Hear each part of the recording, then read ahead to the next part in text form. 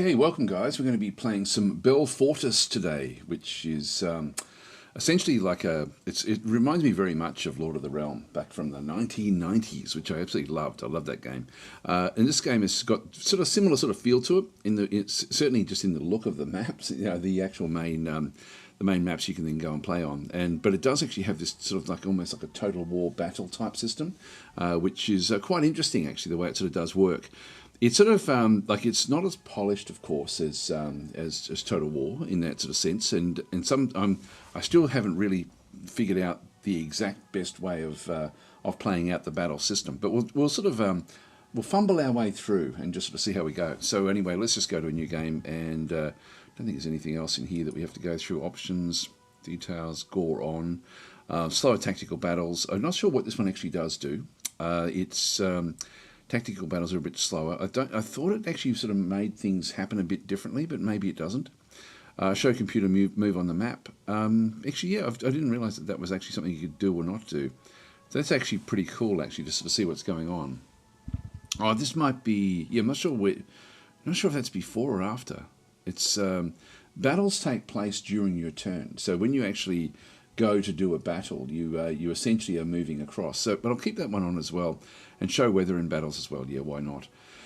So I've got those different things in there. So there's very minimal options. Just go and click on close. About what is it telling us? Really, it's just very very small team. Just one creator essentially.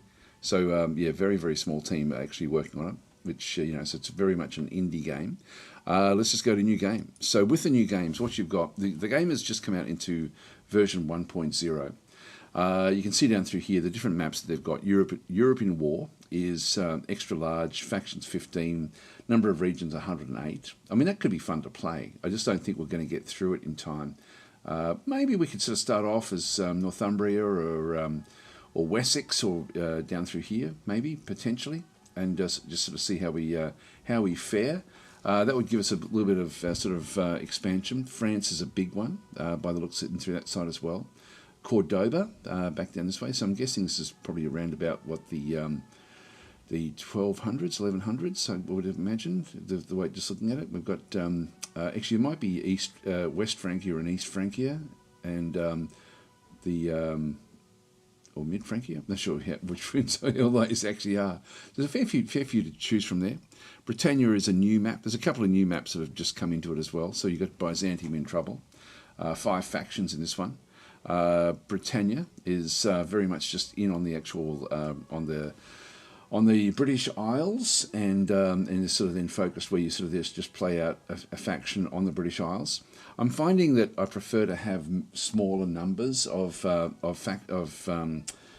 regions to play, because I sort of end up wanting to micromanage all of them all the time.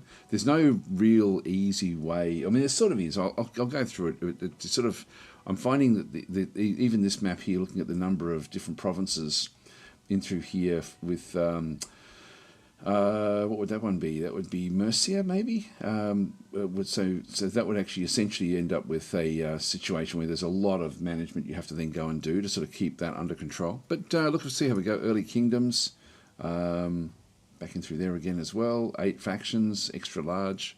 Albion is the smallest of the maps. So you've got 5 factions, 36 number of regions back in through that other side. Which is the, hang on, there's the 830s. It's telling us what it is. Early Kingdoms, yep, 9th century, blah, blah, blah. Britannia. Not that it matters that much. The units are fairly basic. They are all medieval type units, all the way from the 800s all the way up type thing. So Bloom in the East. This here is Moravia, Reconquista of the Spanish Peninsula, of course.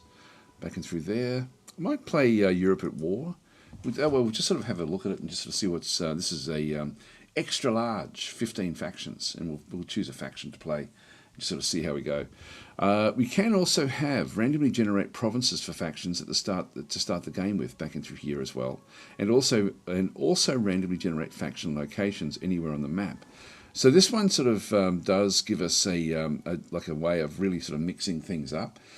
But let's not play with that on just right. Actually, what we'll do is we'll start a game of this, and we'll just have a look at that, like a minimal sort of, like a very small faction. We'll maybe sort of play that, and then have a look at turning these on and just see what it actually does do. I haven't really played much with that. All right, so this is the different factions we have. So we've got Wessex, we've got Northumbria is just a single one. So this is very hard. If we go back to Northumbria, also very hard as well to play as one of those. Thing is, you do actually have expansion out. Maybe we'll just go to Wessex and just go next.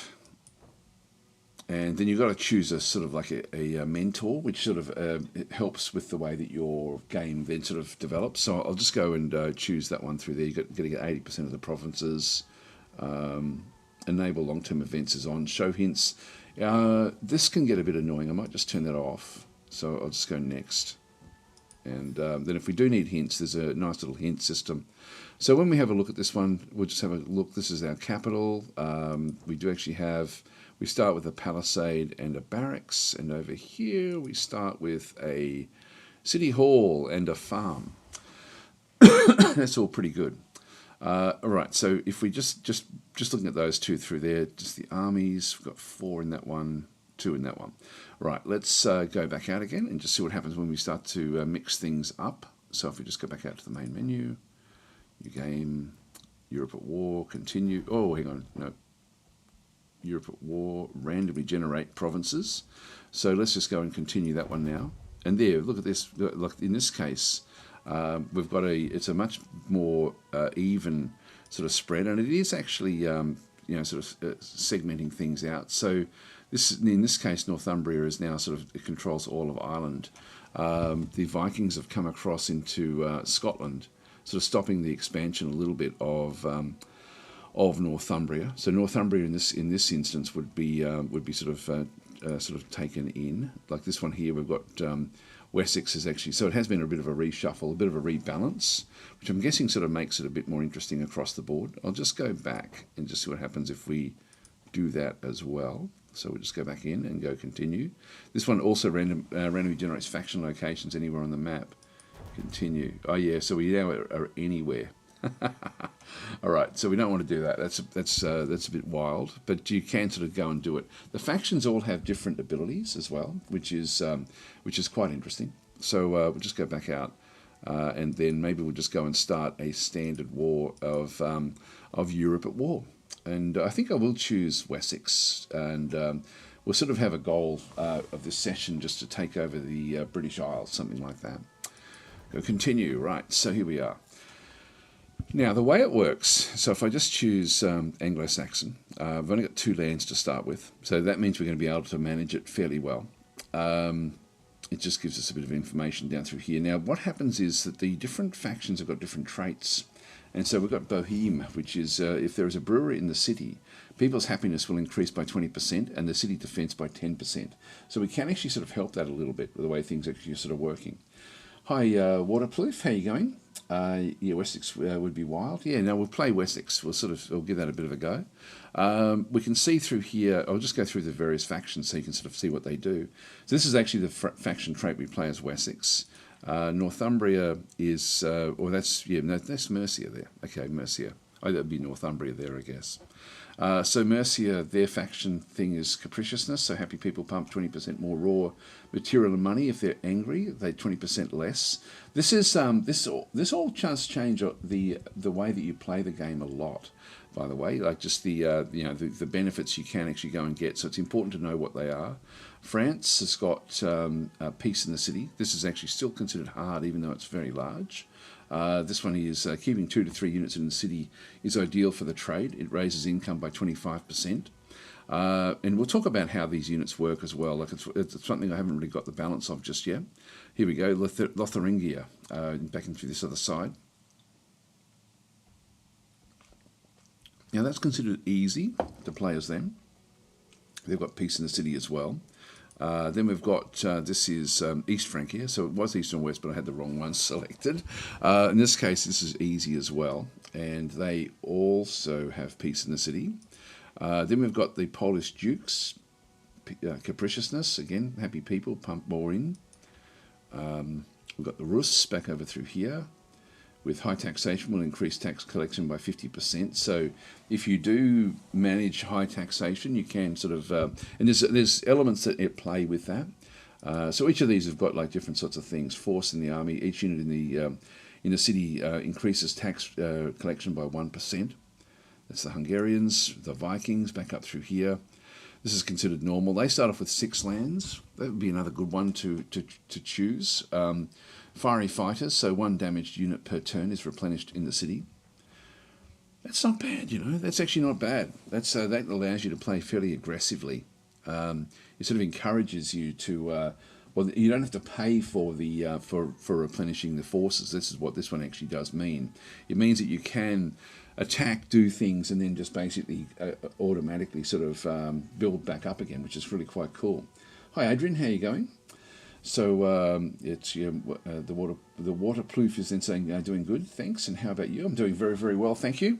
Got caught in the rain a fair bit yesterday, unfortunately. Well, not unfortunately, it was just what happens. There's another one with what we've got, Boheme. This one is a faction trait, small country. So if the country has less than 4 or fewer provinces, it gets a 20% bonus of taxes. Wow, okay, that's actually not a bad one to have at the start. I don't know if it would be cool if you could actually choose your faction trait as well, actually, and sort of edit that. That would be pretty interesting. Heritage of civilizations. It builds on the foundations of previous civilizations. Start with 1,000 points of technology. Wow, actually, that's not bad.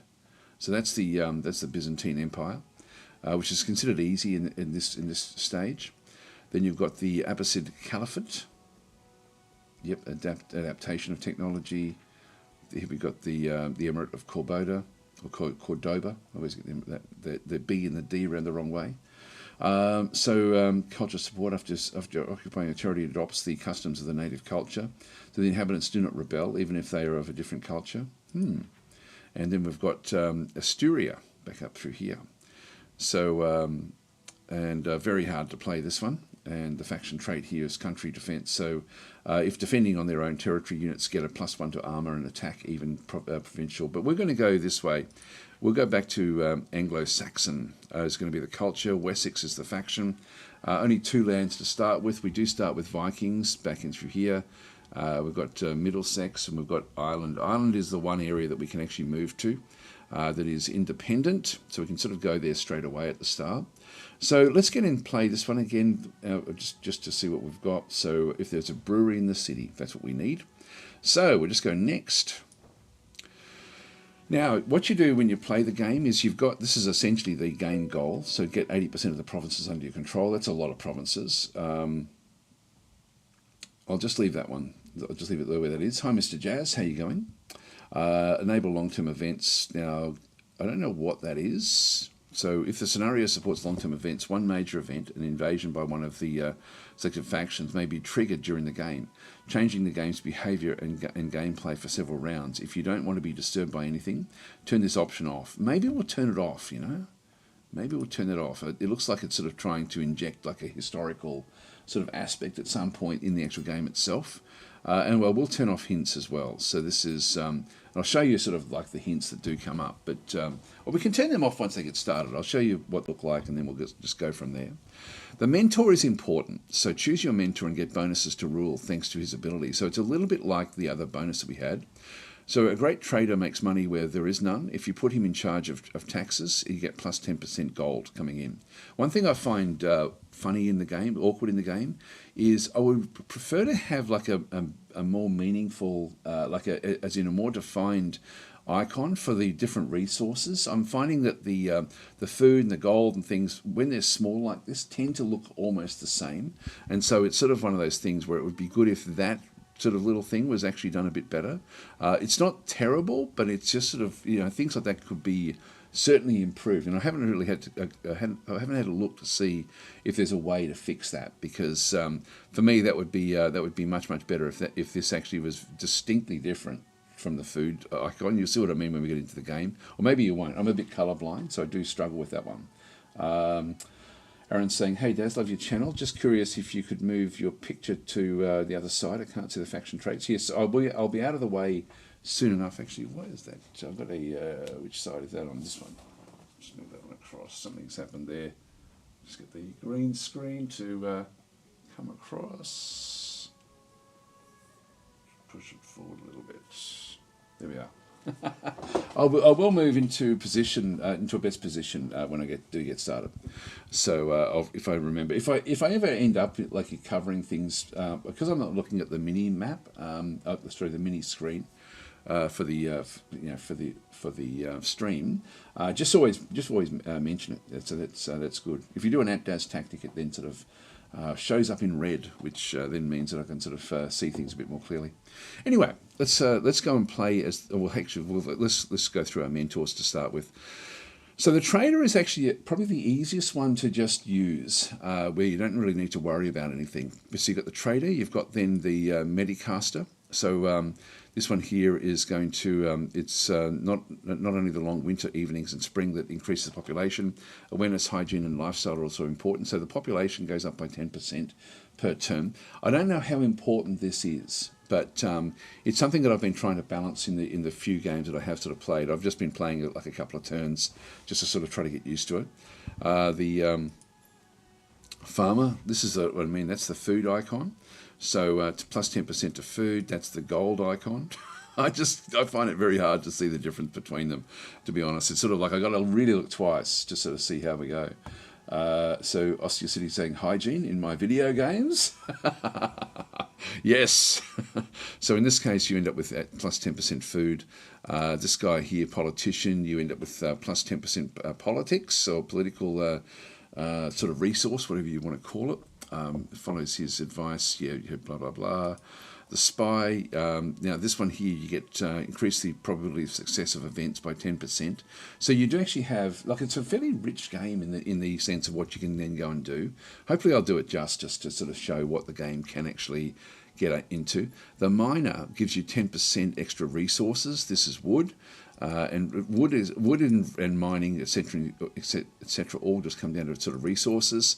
This one here, the veteran, so shedding blood in the battlefield is one thing, but learning from it and using the right tactics at the right time is priceless. We end up, I think that just means we end up with a 10% better attack ability with our forces, and then we actually have the builder. When you harness new insights in from physics, mathematics, and the arts, cities blossom. Construction of buildings is cheaper. So that's not bad as well, because that's really what you're going to be focusing on a lot in this game. Money is amazingly important. I think I'm going to go trader. It seems to be sort of like the easiest way to play the game. We do actually have different gameplay difficulties as well. So you've got sort of like from easy, enjoy calmer gameplay and plenty of resources to get you started. Have we got anything? Yeah, that's the other way. Standard is actually not easy. Because easy is back here. No, but it's easy. I haven't tried it on easy. I've just been trying it on standard, and I have been thumped a lot. Like the AI does things that you think, damn it, I didn't cover that one effectively. So there is actually sort of different ways of doing things. Hard, a challenge for all experienced strategy lovers. I've been too scared to try it above standard simply because I don't know what aspects do get changed as these do come up. I didn't even say, so we've got a few different difficulty settings there. Standard is not easy, so let's just go next. And so I'm not sure if it just means that they pick on you more, or if they get bonuses, or what it actually is. It may even be, actually, if we go back out, I wonder if I can't imagine that the combat, actually maybe the combat is a bit easier. Anyway. So this is like hints, important hint. The game distinguishes 4 places, blah, blah, blah. We'll go through that ourselves. So I might turn the hints off once we get started. Welcome. Yeah, this is going to annoy me. So we'll turn off the hints. It does come up with lots of information. It does sort of say that if you go there, you do get like a help file in game, which is actually very, very good. So what I'll do is I'll just move my head off. It's probably not too bad at the moment. I'll just go more. This is actually the handbook. And this opens up as you start to play the game. Like you've got different. This is how the map works. It's fairly explicit, it's actually very, very good the way it sort of does work. So you can go to specific areas and just sort of see how things actually sort of do work. We're just going to close that one off, and I will just move my head around. I'll just try to gauge where that actually is. Here, I think would probably be the best bet at this stage.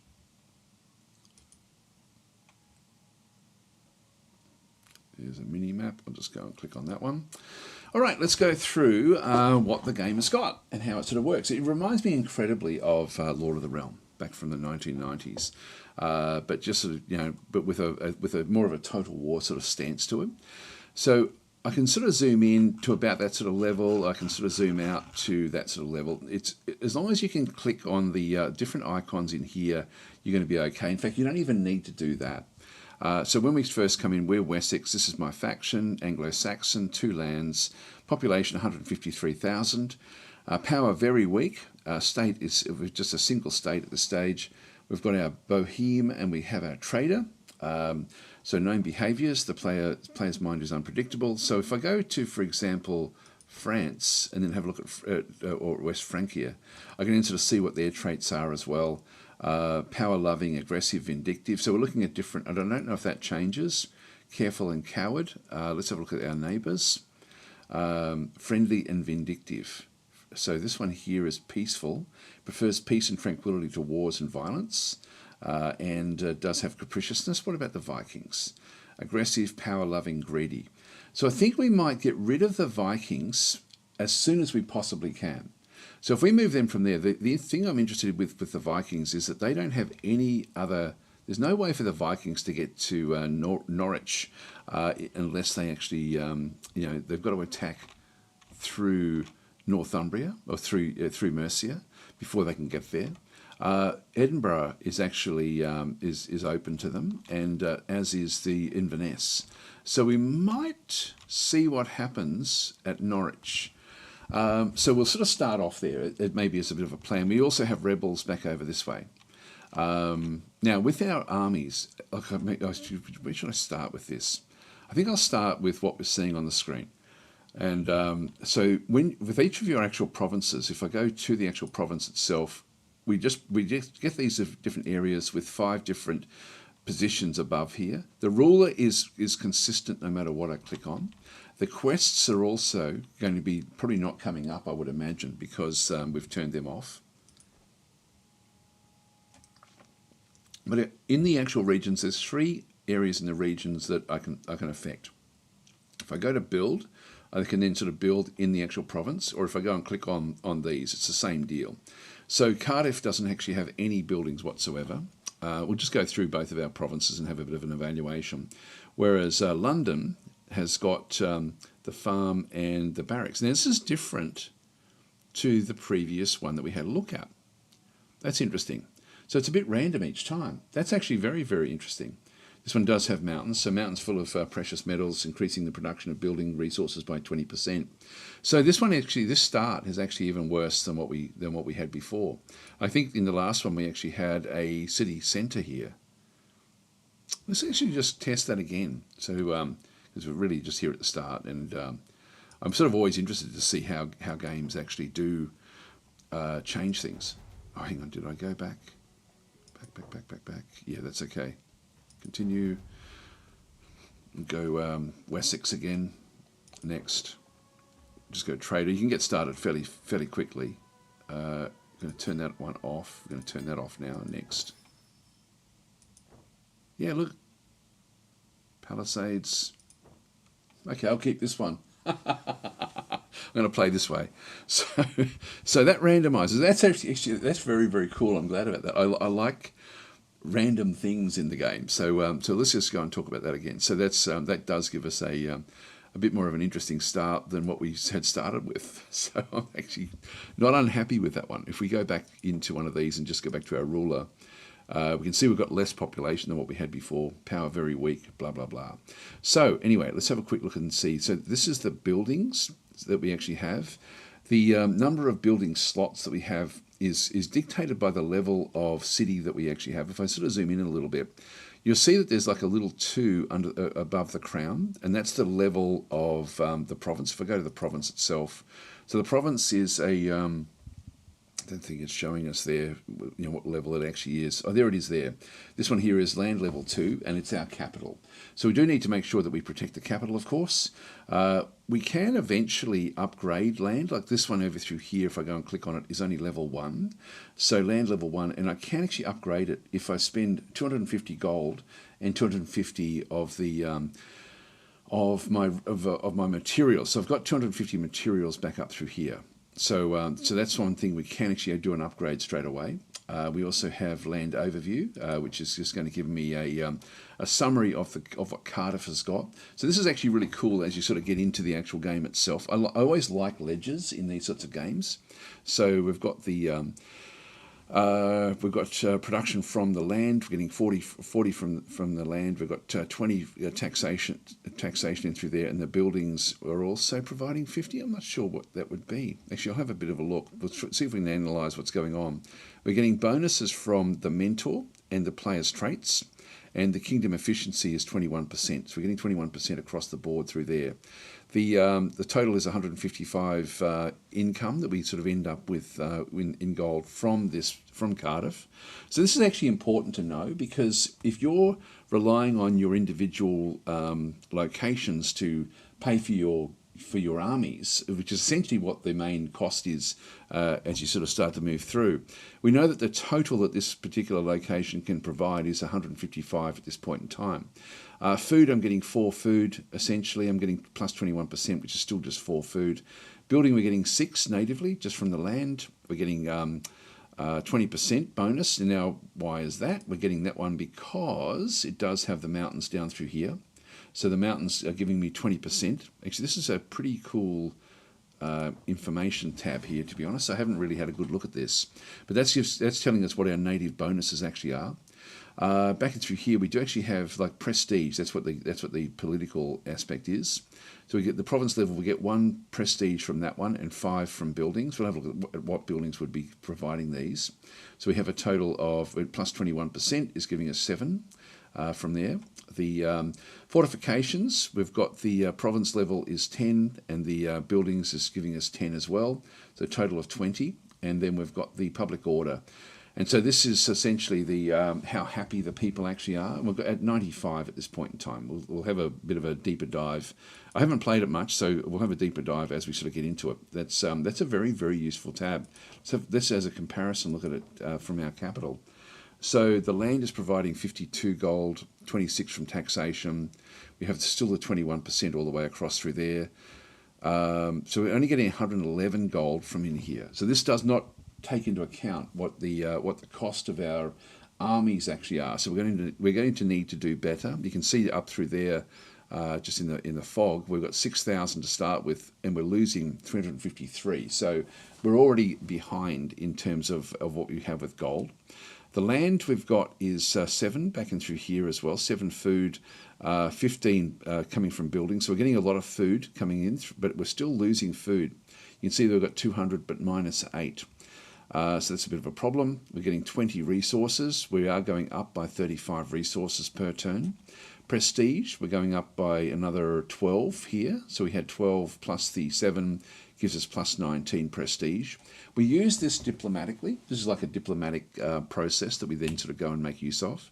And technology coming back through there is we're not actually making anything with technology. We have 200 to spend at the start, but we're not actually generating any technology. Fortification level we've just got a province level of 15 fortification, which just gives us a little bit of protection. We're not as well protected at London as we are in Cardiff.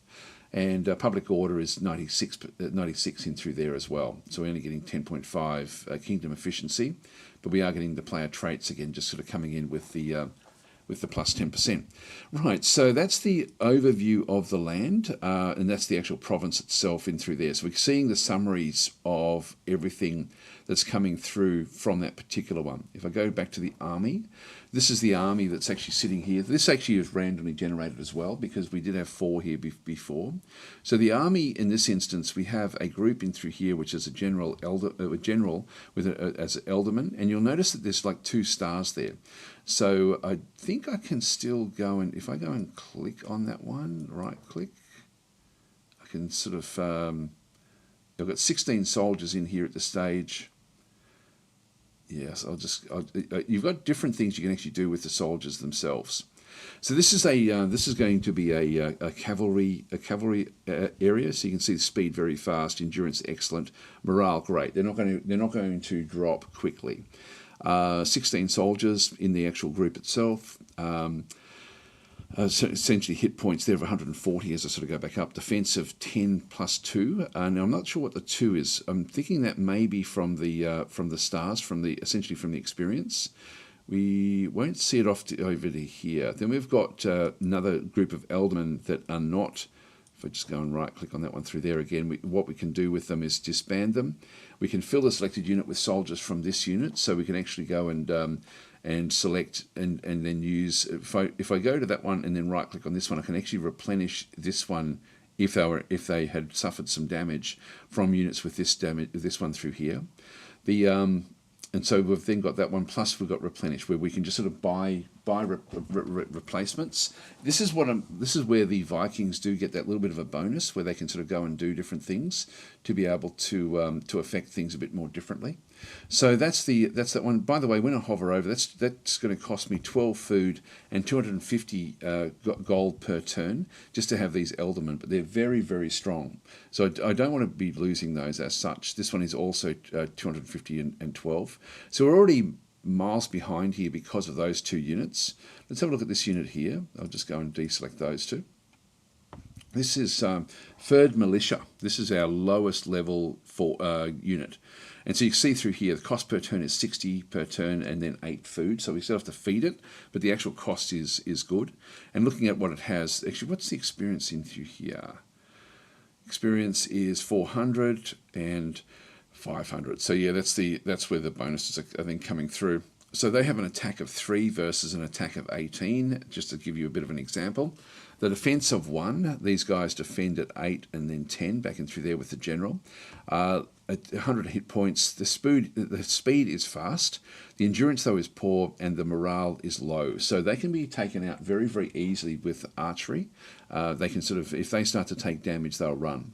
So these don't stay in the battle for very, very long. And it's important to sort of know what the mixes actually are with your forces. So we end up having those. If I go and click on plus, and I might as well just show you the scope of what the game has actually then got. This is all of the various sort of type forces that you have, depending on the faction that you're with. So, but essentially most forces will end up with this style of approach. So as we sort of go through it, the excuse me, from this location I can build the militia, infantry and spearmen. And so this one's going to cost me 140 to bring it in, and then 60 per turn. The churl infantry is going to cost me 120 per turn. And so these guys are sort of like axemen. These are light, experienced, all-round infantry, well-trained with good stamina. They've still got low morale, so these can be broken again fairly easily with archery. The endurance, though, here is great. These are still fast. It's still only 100 life speed, but their defense is now 3 and their attack is 5. So they're a lot better than the militia, so with only 1 defense. Now I can change that as well through technology, and so we'll have a look and see how we do that one. The spearman is mainly defensive, so 6 defense, 4 attack. Again, low morale, but they do defend a bit better. So the churl spearmen, but these cost 170 per turn to actually sort of keep these with 8 food. So buying these, if you buy these crazily before you sort of get your economy under control, you are going to get a bit frustrated, I think, or you'll sort of end up driving your economy into the dirt, and then you have to get rid of them anyway. Let's have a look and see what some of the comments actually are. You're right about the icons; they're very small and hard to distinguish. Yeah, I might have a look to see if they can be edited. Being and saying DasDemption, I'm not sure if I can name the groups. Otherwise, I will make it a DasDemption. It would be cool as a DasDemption, actually. Yeah, Cosmoro is saying this is not a Total War competitor. No, it's not. But it's all, for me, it's like if you took Lord of the Realm, which is what we're sort of looking at with a lot of the stuff right now, and gave it Total War elements. That's really what I meant with the description. Not that this is a rival for Total War by any means. So no, this is much, much better than Total War in terms of the management of the actual provinces. Like, this is much deeper in that sense, but much, much worse in terms of the actual combat. So it's a very simplistic combat system, but it is Total War-esque, I guess, is the way you sort of do it there. What year is this in game? I think it said, I'm not sure, I'm guessing around about the year 1000, I would imagine, just based on the types of units and things. and also the names. So I'm thinking it's sort of like set up around the year 1000, maybe 1100, somewhere in around there. So Cosmora saying, I do prefer Lord of the Realms last screen map. Yeah, that's quite. I haven't played Lord of the Realm for a long time, but it just reminds me of it when I played this game or when I've been playing it. I think it sort of gave me very nostalgic vibes. Okay, reading from YouTube. Luigi saying, thank God some devs are making Total War-like games since Creative Assembly has been in shambles and hasn't improved since Shogun 2 15 years ago. Yeah, Shogun 2 was great, wasn't it? It's funny you say that. That's my favourite Total War game, except for maybe I did like the Warhammer games, to be honest. But because they also had very, very distinct units whereas most of everything else in between there, and since there, I find doesn't have the specific bonuses that the earlier games like Shogun 2 actually had. I remember playing Shogun 2 quite distinctly because I thought it was just a brilliant game, and then after that it became all the units became watered down, and you could use them everywhere. Fully is saying Lord of the Realm 2 has a bit of tactics too, if I remember correctly. Yeah, I think so. Like that also had units you could move around, and this is very, very basic with what it does do. So Supreme Plague saying it must be somewhere between 410 and 1066, time of the Anglo-Saxon. Actually, yeah, that's you're right. It wouldn't be 1100, would it? So I'm thinking, yeah, it's possibly back that way. We don't have any names of kings or anything. It must be around about the year 900. It could even be sort of like the era of Alfred the Great. That could be what we're looking at, actually, because we've got the Vikings have taken Essex. So the Vikings are in Essex at this point in time. But they're not in Ireland or anything like that. So who knows? It's not historically accurate. And FNG is saying a very good placement. Yeah, love that game. Yeah, no, it's just picked this up on sale on Steam. Says Keckbur. It's a very interesting game. I've got to say, like in terms of, it's a sort of game that you could very easily get lost in. What I find though is I start to sort of rush my turns when I have been playing it. I haven't been playing it for very long, but that's the one thing I'm just noticing with myself. So that's why I thought I'll do a live stream where I can just meander through it nice and slowly. Because I do tend to, when I'm playing games on my own, I just tend to go, quickly move this and quickly move that. Whereas when I'm doing a live stream, I'm much more considered because I don't want to look like a dick. Anyway, let's keep on going. Hi, Heart of Mithril, how are you going? So we start off. In any place we can always get third militia. So this is the one that we can always pick up anywhere. You do need a barracks to be able to pick up the churl infantry and the spearmen. So these are sort of the next level. Then we've got thungs back and through here, which are actually even greater. These are 200. It's what you've really got to look for is the abilities that they give you. So this one here, we've now got great in through this other side, but we need a tower to be able to go and bring these in. So it's a fairly simple sort of progression, the way things actually do work. There's a heavy infantry force. So we've got those where we have to sort of bring those across. If we go to the third archers, these require a bowyer. So these are fairly easy. These have got low endurance, but these are great at breaking the low level forces. And then we've got the Eldermen back and through here, which we saw there before. That's they're our cavalry. We don't have nuance really, other than just cavalry, heavy, archers, heavies back and through here, defensive spearmen, attacking infantry, and then just basic militia, just to sort of plug gaps really. The catapult is the last one, and this one requires a workshop. This is a great one to aim for. It does cost 200 to bring it in, but it's only in 200 upkeep and 2 food. So fairly cheap. Like when we look at these guys, 250 back and through there. The archers are 120. So the archers are the same really as the churl infantry. So we're looking at the third archers and the churl infantry having the same sort of upkeep. These guys here 200, so it's the same as the catapult. I know I'd prefer to have, where are the things in through here? I would prefer to have catapults personally in the army, but these would be getting a few of these would be really, really cool. Now, I'm going to actually restart again because I do want to test something. I wanted to go and test to see what would happen. Like if I, for example, go into Norwich, I wanted to actually. Do I want to do this? I was just going to see what happens if I attack it. So I wanted to sort of show. I wanted to show the perspective of one of the other factions, just so you can see the difference with what they get as well. So if I'm playing as you know, in this case Wessex, we'd end up with these sorts of things. If I just go and right click on this, on war is coming, I'll just go and do the attack back into here. And so you can see this one's actually fairly basic. They've only got like Norse archers, and then they've got Viking raiders. So if we have a quick look at, if I just go back out, I'll just retreat back out of there. Now, I just wanted to sort of just see what was actually in that particular province. So that's one way we can actually go and test it out. We can also send spies in. I'll show you this as well in just a minute. But let's go back out to the main menu, new game, and Europe at War, continue. And this time we will choose the Vikings, just so you can sort of see the difference. Just go next.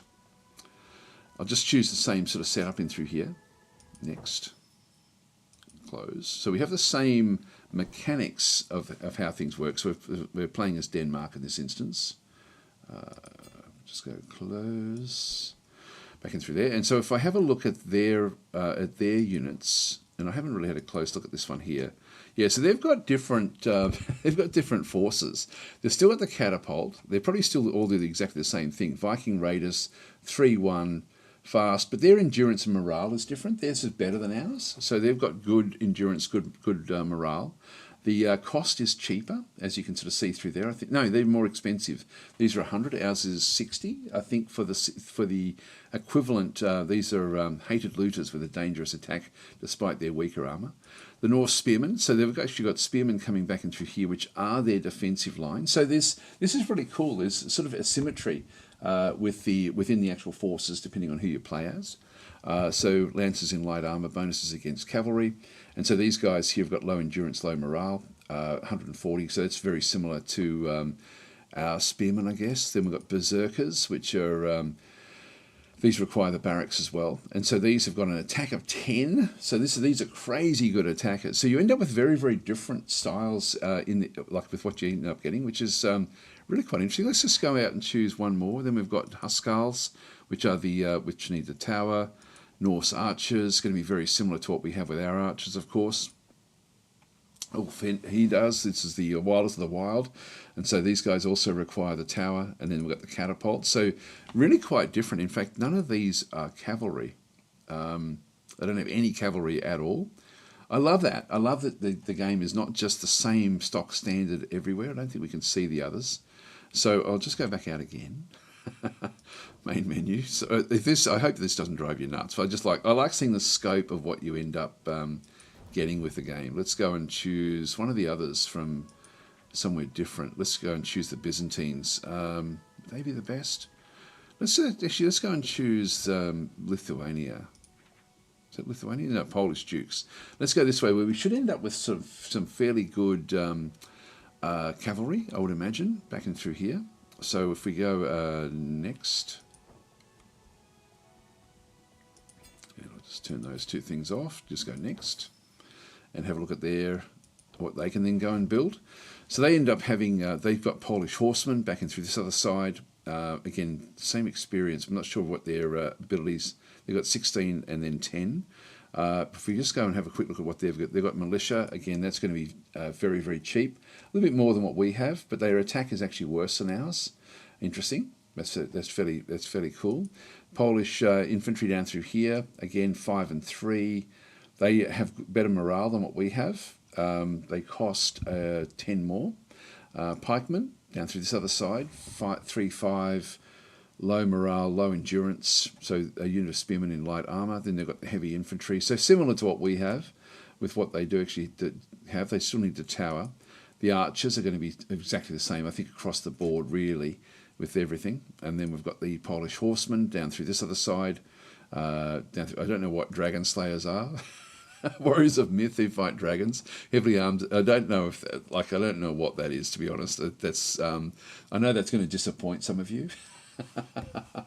It's yeah. So this is like the fact that it's actually they've got a group called Dragon Slayers, but maybe it's slightly mythological. There's certainly no dragons in the game, not that I've seen or anything like that. But anyway, it's just a style. It's a force of units that they've actually got. So they've got extremely good. They're only normal through here. Warriors of Myth who fight dragons, heavily armed and deadly in direct combat. So these are extremely powerful. And then we've got the catapult again back in through here where it just needs the workshop. So the catapult is consistent across most of the actual forces, and it's a nice one to go and get. Let's get back out of there, and if we just go back out to the main menu and just go back and play Wessex again. I think I'm going to have a quick look and see if I end up with the same issue with the I'll have a quick look at the buildings, because if the buildings, that's fine. That one's not. I'll start again.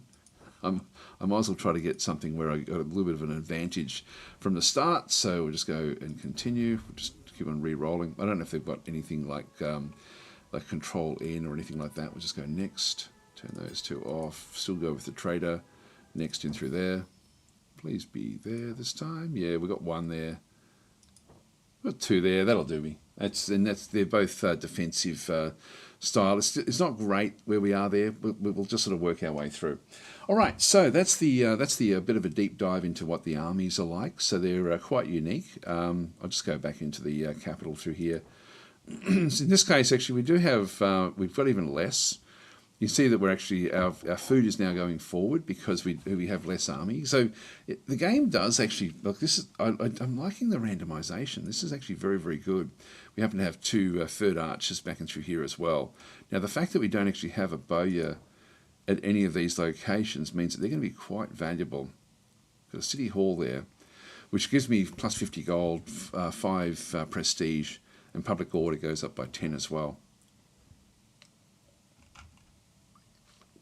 All right, so going back into the province.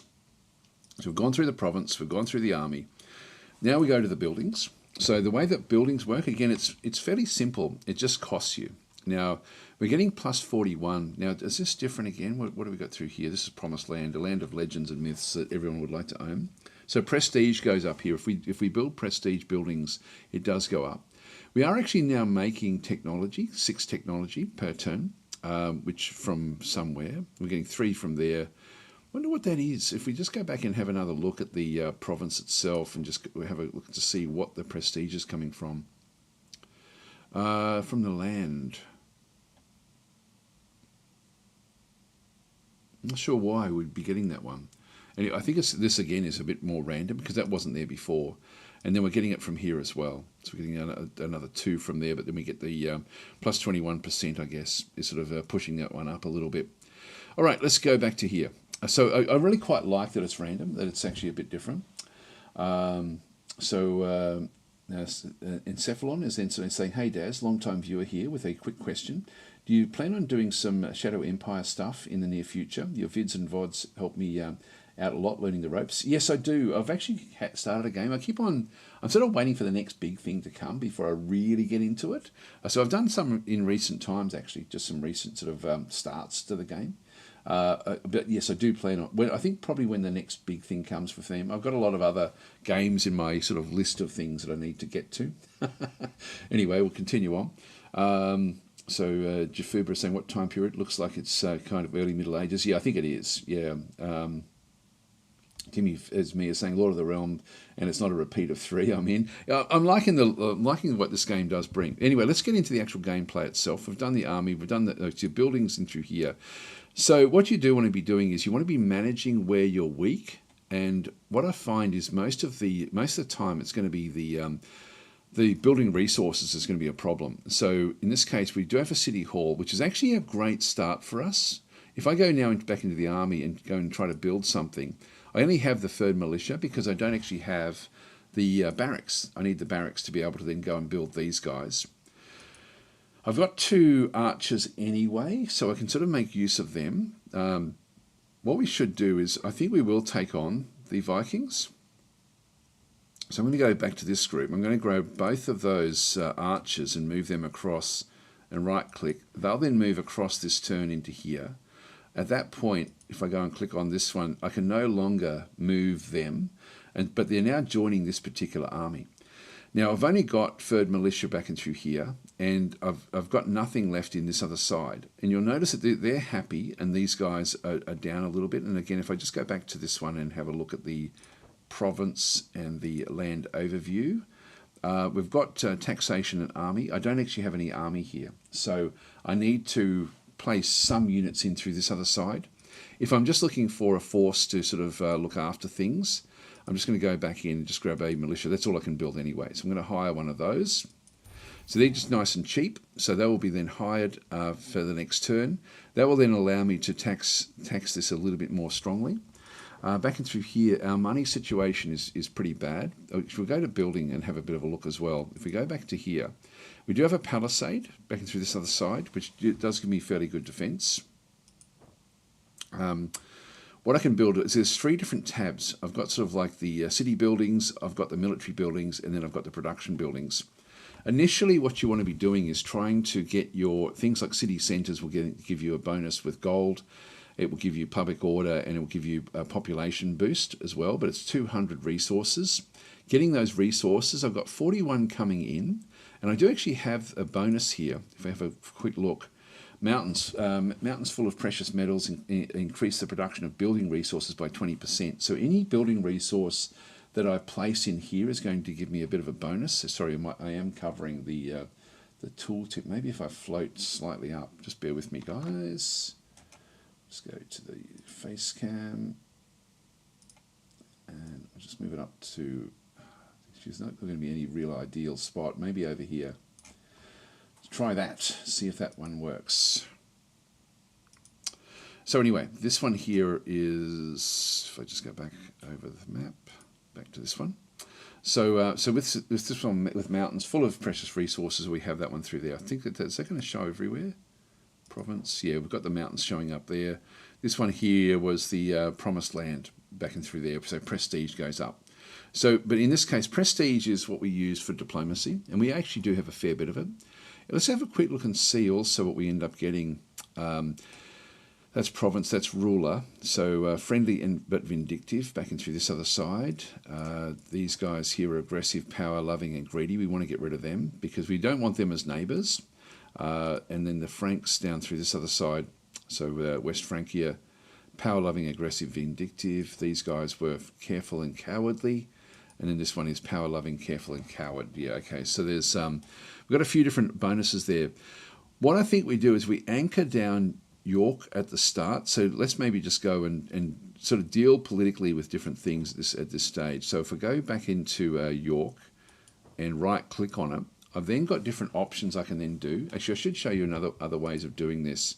If I go back to the province, we can sort of see there that we don't know what their local army or constructions actually are.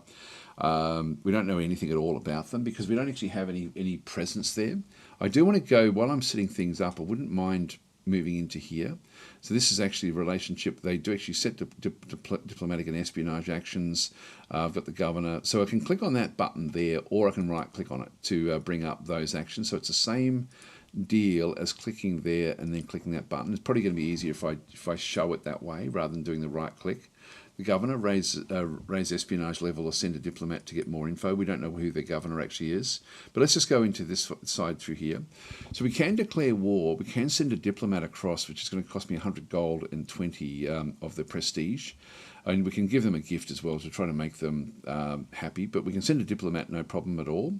So that's the diplomacy. Then we've got intrigue, where I can send a spy for 150, just to have a bit of a look to see what's going on. I don't know if I want to spend that money, but I think I will actually have a bit of a look. We also have a quick raid as well. So if I go and click on that one, 50% chance of success. Plan a quick assault with a small unit of mercenaries on enemy land to sack several villages. The price is 200. We can spy again through here. Chance of success 80%. Look, if I do that, I'm going to get information about who they are. So let's accept this, just so we can sort of see the way the game is played. So I now actually have a spy moving into that location. So if I go and click on that one through there, action in progress. So I'll just go and sort of, I can still actually redo that move. It's funny because the armies you have to fight out during the turn, or any movement is during the turn, and that's it. Whereas I can't come back into here, for example. I don't think I can come back in and tell it to not do that. Anyway, we'll keep on going. And this one through here, I'm just going to go and click on the send a diplomat and espionage actions in through here. I'm going to change that. We've got we don't have any any of these abilities in through there, but I can send a diplomat. So I'm going to send a diplomat into there. We'll accept that. So diplomat is on the way into those two locations. Maybe also, like it's going to ultimately be, I think West Francia is going to be another problem for us. So I'm going to go and click there and also send a diplomat down that way. So accept that. So we're spending a bit of money just to sort of get those things done. They've got a very, very strong, they've got land level 3 back down there at Caen. All right, so I'll just grab myself a drink of water, be right back.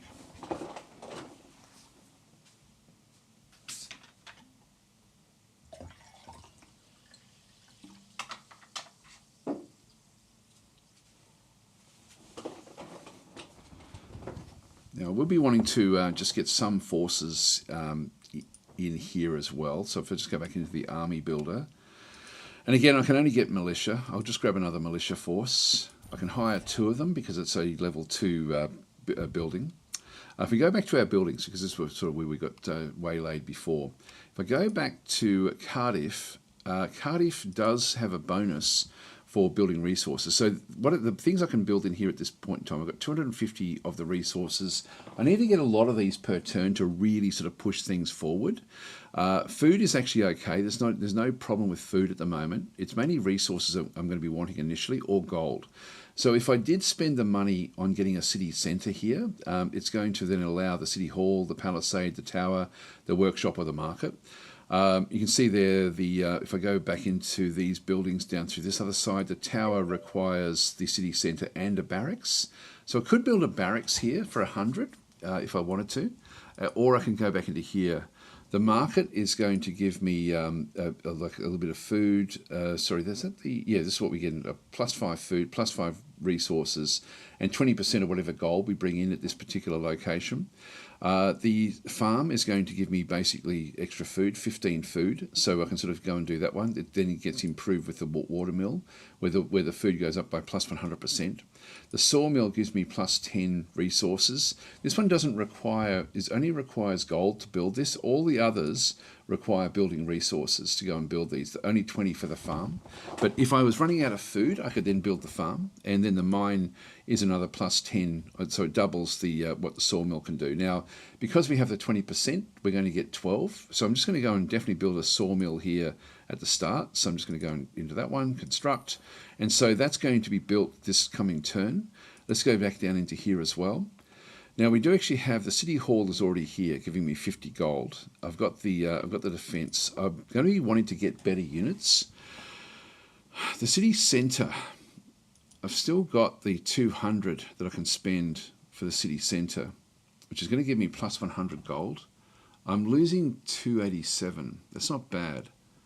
The city walls I can't afford. The school I can, which will give me another +5, which I don't really need at this stage. The university I won't bother with, and the palace I can't afford. Back into here, I can go and get the stables, but then the aldermen are going to cost me too much. The barracks for 100, I could grab that one and just that way I can get the churl infantry and churl spearmen for my actual army, which may be worth getting. But I think again we just got to keep these resources sort of thumping along. So I think I'll still just go this way and just go and build another sawmill. So I'll grab the sawmill here. There was other things we can ultimately go and get. Like we're going to get bonuses for things like the city centre. Actually, not from there. The palace would give me like prestige of +15. So if I did ultimately get the palace, we do have a bonus again on top of prestige, but it's not really viable in terms of what we're doing. Let's just go to the sawmill. The sawmill is a bit of a no-brainer as long as you've got the gold. So let's go and construct that one. So we don't want to get rid of our gold as such. Let's have a look at the taxation of an actual province, so you can sort of see how that one actually does work. So if I go back into the province here again, the tax is down into here. So you'll notice that we've got population growth. If I make it so that it's low, I'm hardly getting anything at all, any change in population. if I go to minimal. The gold goes down, but not dramatically. Even with minimal tax, we're still earning gold in other ways. We've got 158, we get up to 176. When I go to the next one, we halve the population growth. So, but we do get 211. So I'm still not doing that much. I much prefer to have maximum population growth at this stage. The food doesn't really sort of chop and change. So it's really just these two here that are changing. So getting that tax rate right is important. We've got no population growth there. Move it down, we get another plus 500, and I can get 1,100 by making it minimal. I'll do that until we start to get like some units there. So let's go and do that one. That makes them happy, which then makes the population go up. And so we'll need to sort of keep that population thumping along. I could make it a level 2 upgrade, but I don't think I'll bother. You can see there the unit slots go up by +1, the building sites go up by +2, happiness goes up, prestige goes up, defense goes up by +10. I don't think I'll worry about it. All right, so that's the so that essentially is now our provinces and our turn now done for that particular phase. Then we go across to here. This is the show land and detail. It just gives me the icons of what we're then generating. I might keep that on just so we can see it. Overview of your provinces. This one just tells me, so I can manage, when I've got like a large empire, I can manage it from here. So I can sort of go and hire units, construct buildings, etc., etc. We've already sort of done what we can do in through there, but I still could hire one more unit there. I might do that just so that we've got another militia. Just go and hire it into that position and just get a crushing force here, hopefully, for the Vikings.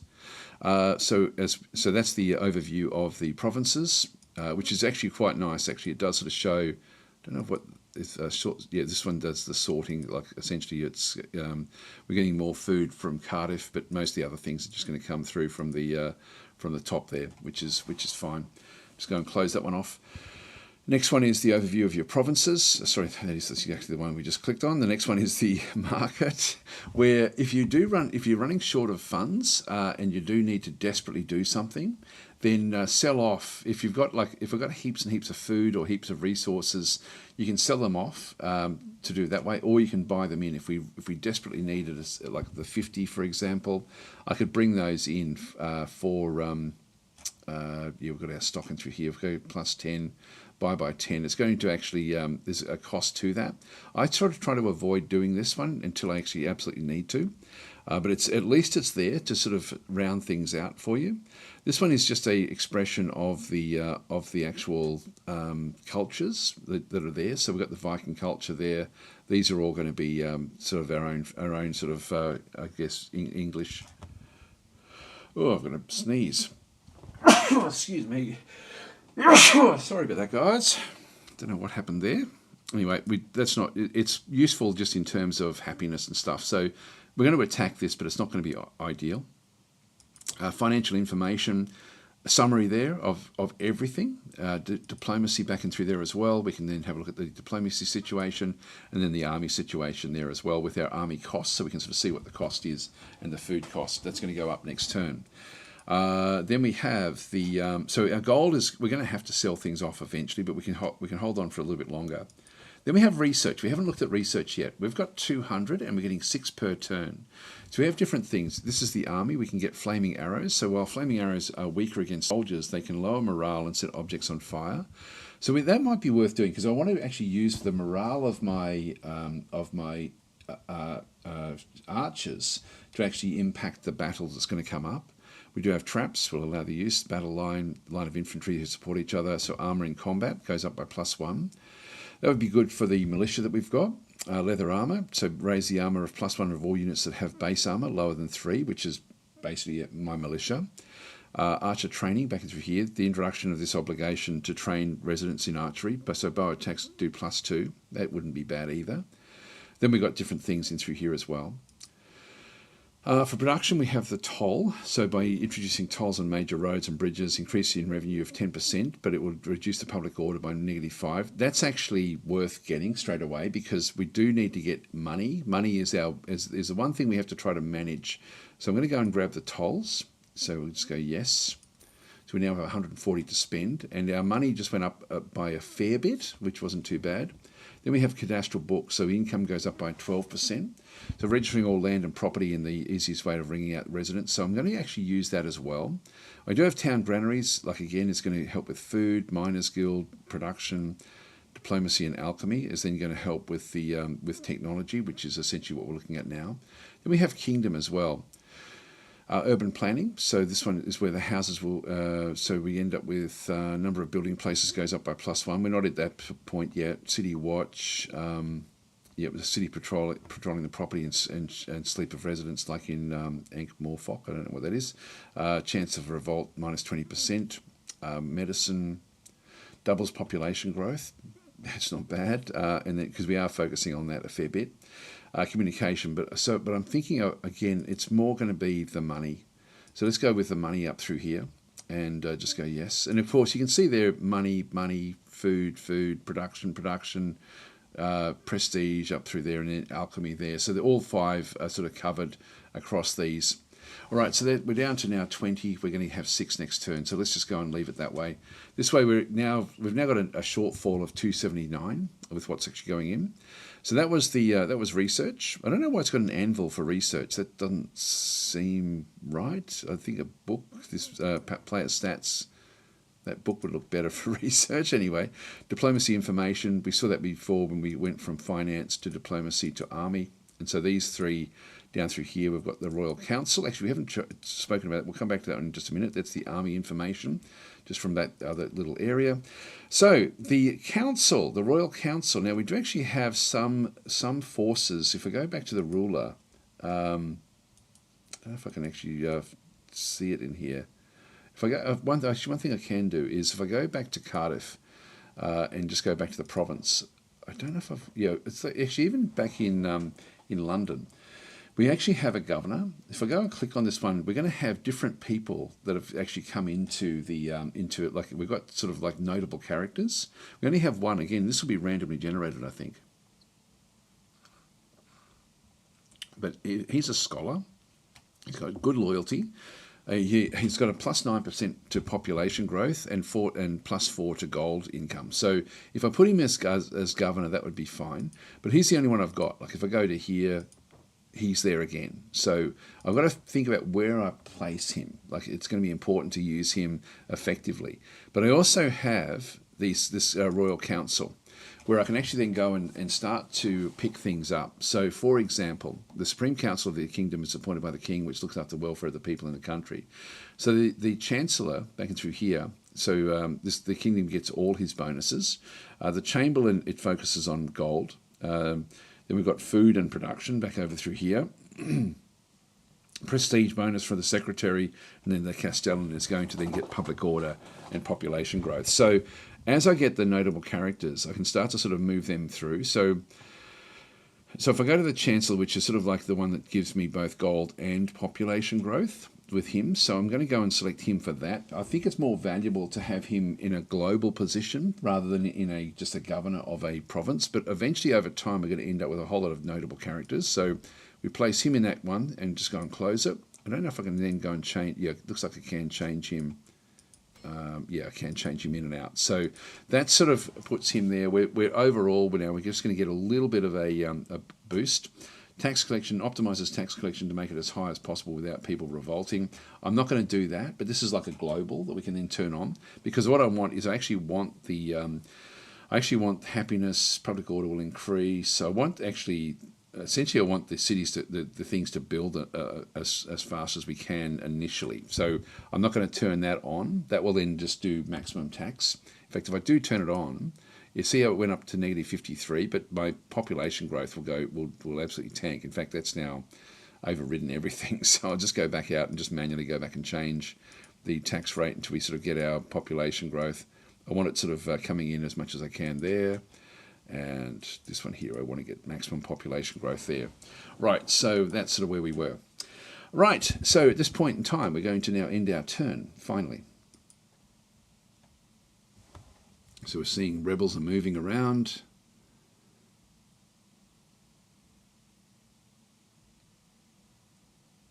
So we're seeing armies going in and attacking.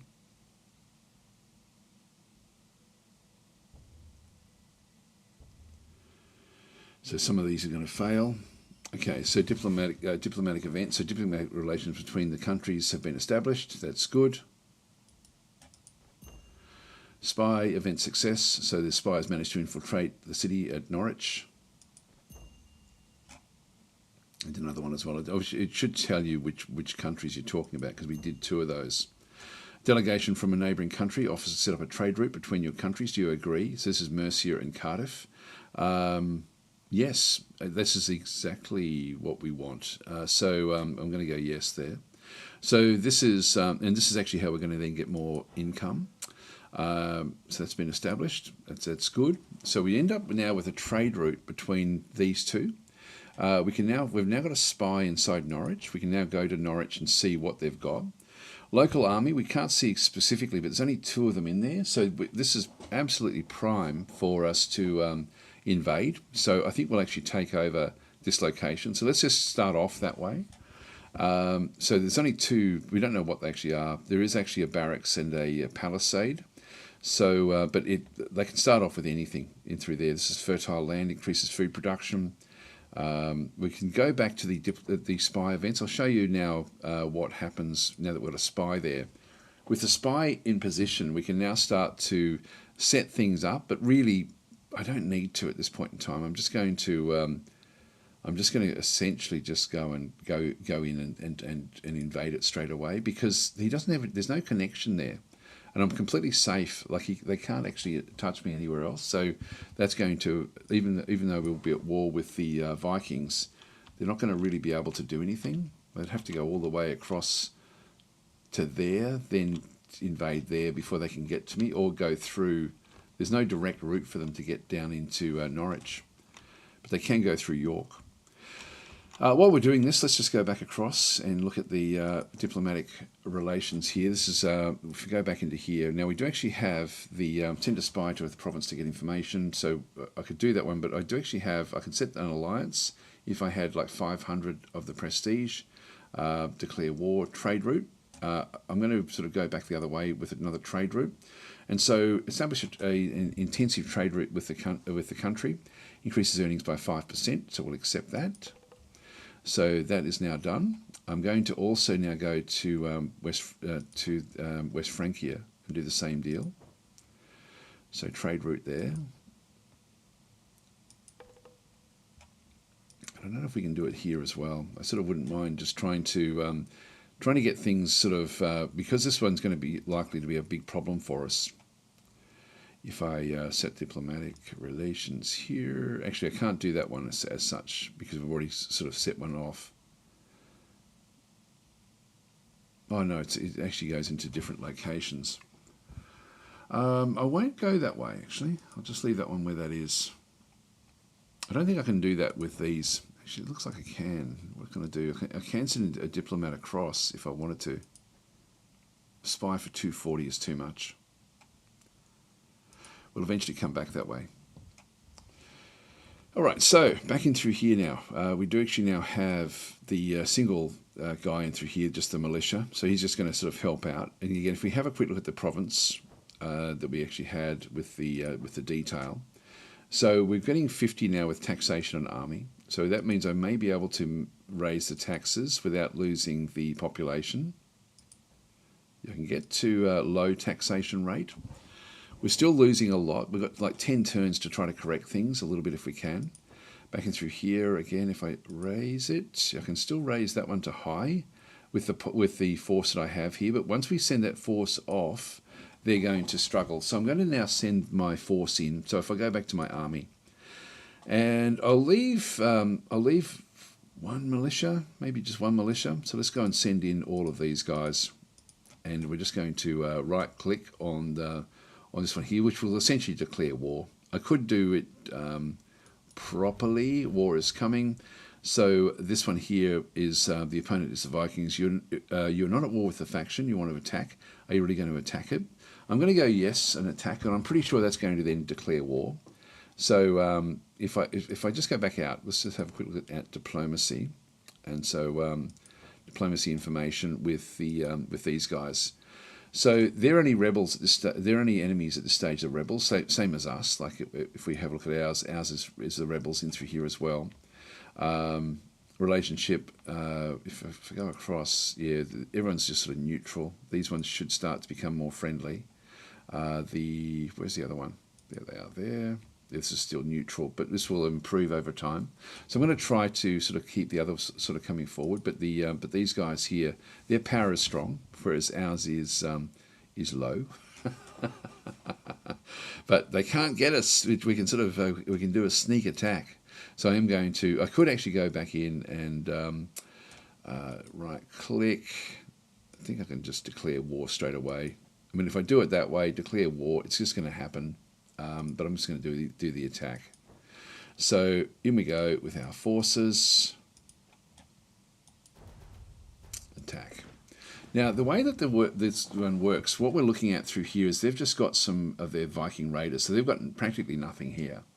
So this is going to be a very, very easy battle. And I'll try to, I'll just show you how the battle system works. Again, it's nowhere near as polished as it is for Total War, the Total War system, but it's not terrible. So what they have is they've been able to set up some archer towers in through here on either side. So I have to sort of avoid them a little bit. There is like a palisade in through this other side, which is what we sort of saw there with the buildings that they had. This is their raiders back in through this other side as well. And so we have our guys. We just have to set them up wherever they're going to go. Now, what I want them to do is I want the archers with their flaming arrows to now go and hit both of these to try to get them to run before we actually have to deal with them at all. So I'm just going to go and drag these out and position one of them on this side and another one on this side. And then in reality what we'll do is we'll just go and have like our basic third militia in behind them.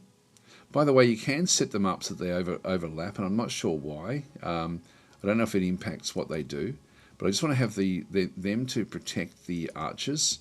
And what I want to do is I want to use the general as a flanking attack. Now the towers will actually have a range that they can then sort of go through. I don't know if this will be the information about the battle system. So you've got battles, you've got the battle panel, tactics, etc., advanced tactics, about what to do with different things. If you invented fire arrows, you can use them in battle, just turn them on in the bottom panel. Okay, so we'll go and have a quick look and see if we can, or we'll see what we can do with that one through there. Now, if I start the battle, let the battle begin, you can see we do have a big advantage. So I've got different things, and now I don't know if I can pause the game. This is one thing I haven't really been sort of playing with much. Show destination, highlight players. It sort of just, they will eventually just come at me. I'm just going to move these up. And then they can sort of run away afterwards. Position. Do we get fire arrows? I thought we did.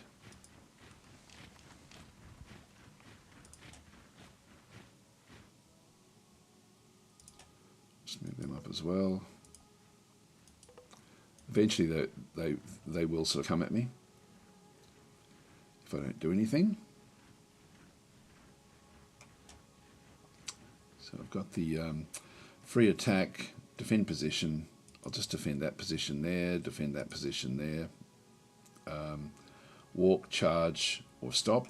If you, they will sort of automatically do things as well. I don't want to go over the palisade as such. It's a bit awkward trying to sort of figure out exactly where they have to go. There we go.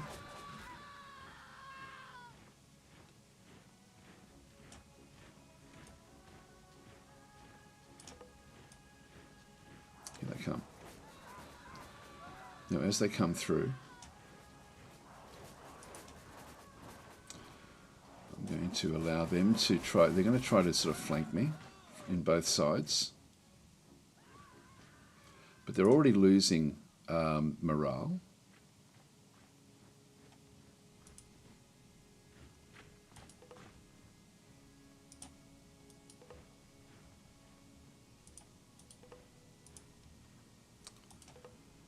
And I'll just get these guys to attack.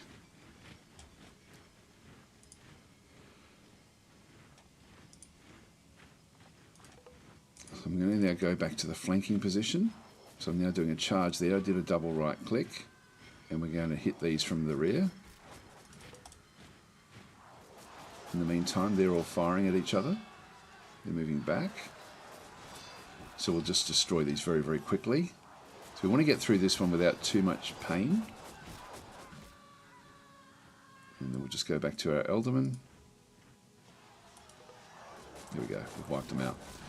All right, so that was they're quick little battles, but they're pretty cool the way they sort of do work. There is some strategy involved in getting flanking and stuff like that on different units, but it's very, very basic. So we lost 27 men.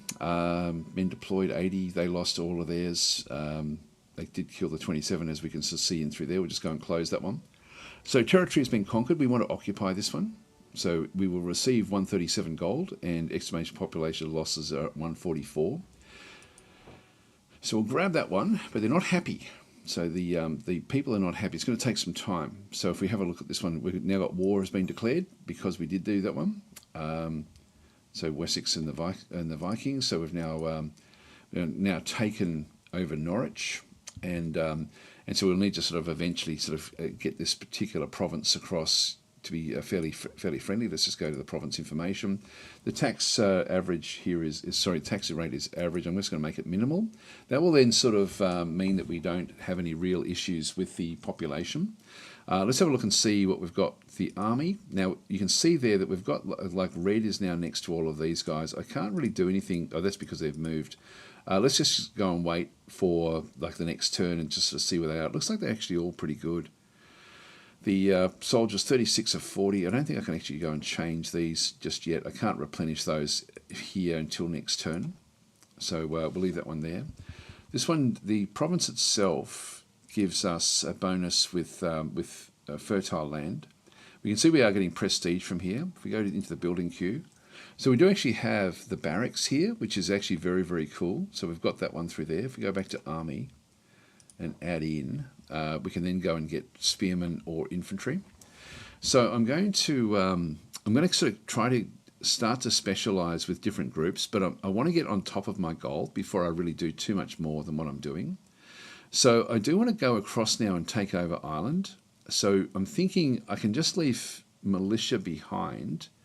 I might grab a couple, like these here are 120, these are 170, just in terms of upkeep. The defences are great because we've got those archers.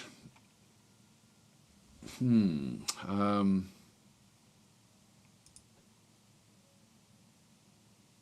I grab another 2, we can then get Ireland as well. Yeah, let's get a couple of Churl spearmen. So we'll hire. We're going to get one. We'll just get one of those from there. So the next turn with everything we actually have. So we've now got 319 of the resources. One thing we will do in Norwich as well is just go back into the build queue and Palisade barracks. So we can go and get, that was fertile land. That's going to be wanting to get food. We're only getting +5 food. So let's go back into the farms so we can get the bonus there. So we'll construct that one. Important hint. Increase the number by improving the technology level, which we can do, but we only got 26, so we've sort of spent our money at this point in time. Now back in through here at London, we've only got the one there. That's fine. Just keep everything sort of going through that side. We can keep on building. We've done the sawmill there. I wouldn't mind grabbing the city centre just to get the extra gold. So let's go with city centre here. This is our capital after all. So we'll build that one. We're down to 99. Let's go back across to this side. And we do get the bonus in through here, so I'm going to be wanting to get mining. A mine, it's 400 gold. So I'll go and grab that just so we can start to sort of pump out the resources, which will then allow us to then ultimately build. So we are spending our gold, but I just have to be a little bit careful. And I want to try to keep the populations relatively happy with everything that's actually going on. So that's pretty much all we need to do this turn. There's nothing, like all of the buildings have now, they don't have the little plus next to them. I can build more units, but I don't want to, so that's all fine. And we'll try to maintain that the force of, like, these guys here aren't damaged. You can see the others have got like red colouring next to them. They're not quite where they need to be. So, but I can't sort of click on these and upgrade them at this point in time. So next turn we should be able to do what we need to do. All right, so let's end our turn here. Rebels are moving. Mercia's taking over land as well. That's good. That keeps me even more protected.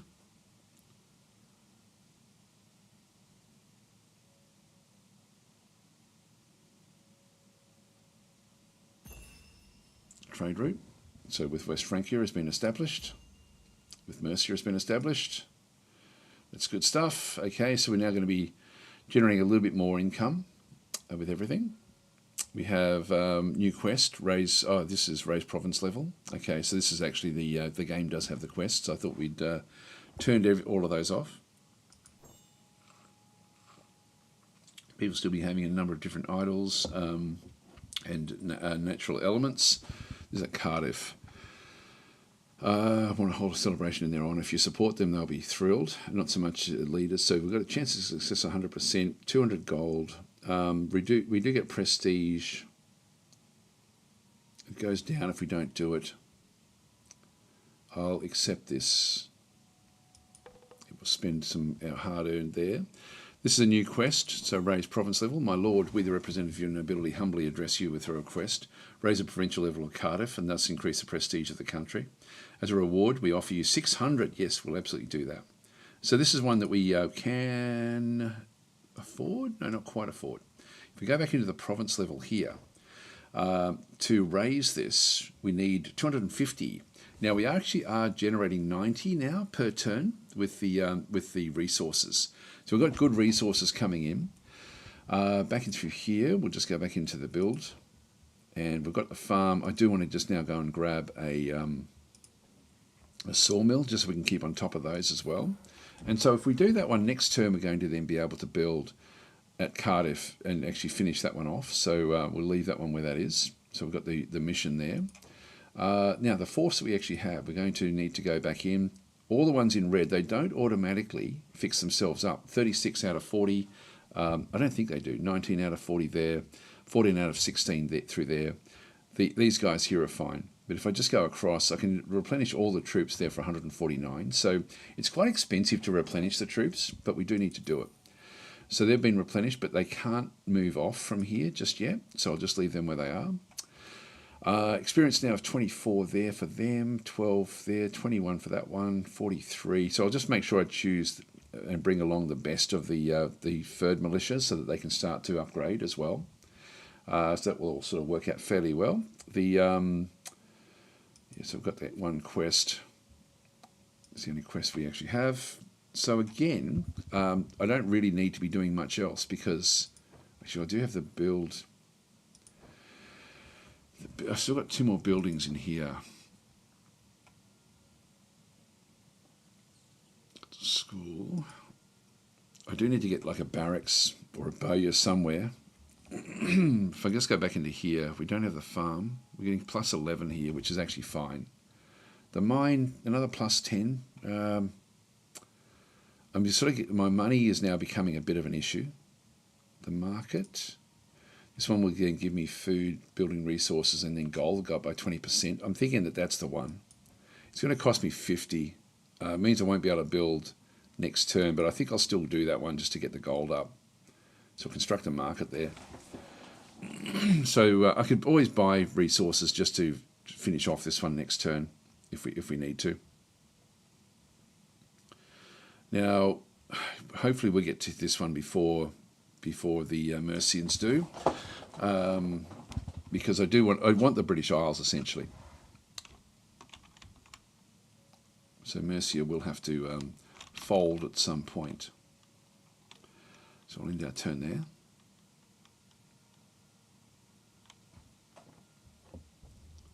That missed.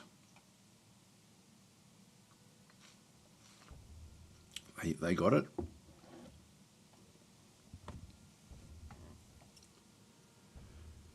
They missed as well.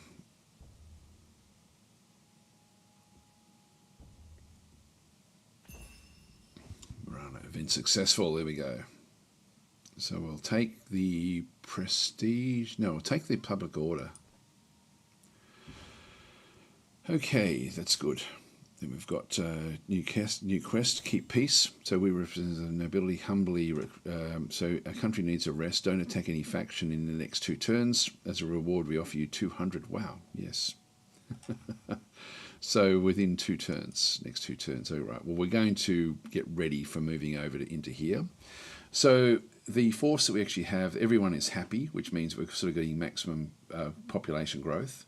The money is still going down. The treasury is sort of dropping away. We've got 248. We just need 2 more to get this one across. So let's go back to the market and just go and grab 10 more of these. So that one, we can just close that one off. So we're now over the 250. Let's go to Cardiff and go to the province and now upgrade the province. There we are. We get another 600 gold now because we satisfied that particular aspect, and we can still go and build. So Cardiff is now level 2.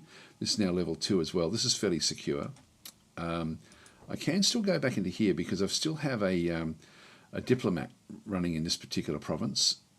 So I can actually go back in now and talk with them. We've got a marriage there.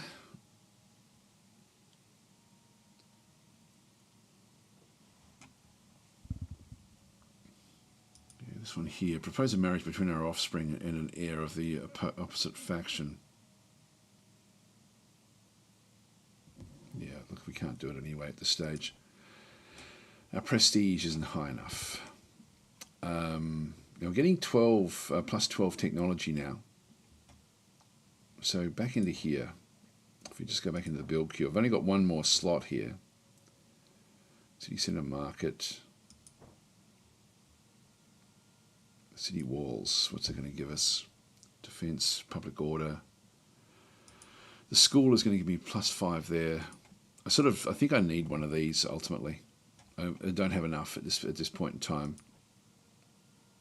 I could buy the mine just to get even more resources, but I think I'm just going to sit back and try to correct the money situation if I can. Everything else is looking very, very healthy. I can sell off food. We do actually have a food income. Now if we go back into here, these no longer have the red, so I'm going to go and grab those two there, and I think I'll keep both of these militia there. So let's go and move off, and that's actually reduced the happiness on this particular location. So the population growth has gone down a little bit, but it's on minimal anyway, so we'll just sort of keep that one where that is. And at Cardiff, now that I'm actually in here, I'm not sure if I can attack there, if that counts. But in this case, should be able to raise the taxation to high just for a turn or so, just to sort of alleviate the treasury, just because we've got those the group that's actually in there. But it's still not worth me really. It's still better for me to keep the taxes low overall, just try to get this population growth up to get even more taxes. I don't think I've got anyone that's come in. Oh yes, here we do. We've got a couple more that have now come in. So we have the technology goes up by 6%, population goes up by 6%. Let's close that one off and go back to the councils, because this is global. So population there is going to be mainly done through the scholar. And the other one was production, was it? No, it was... No, it was actually, it was the books. If I go to the Chamberlain, so I can go, now I can actually, by adding in the Castellan, I can now go and support the army. Regular army costs will be 10% lower. I might do that one. So we'll just get him actually operating that one through there.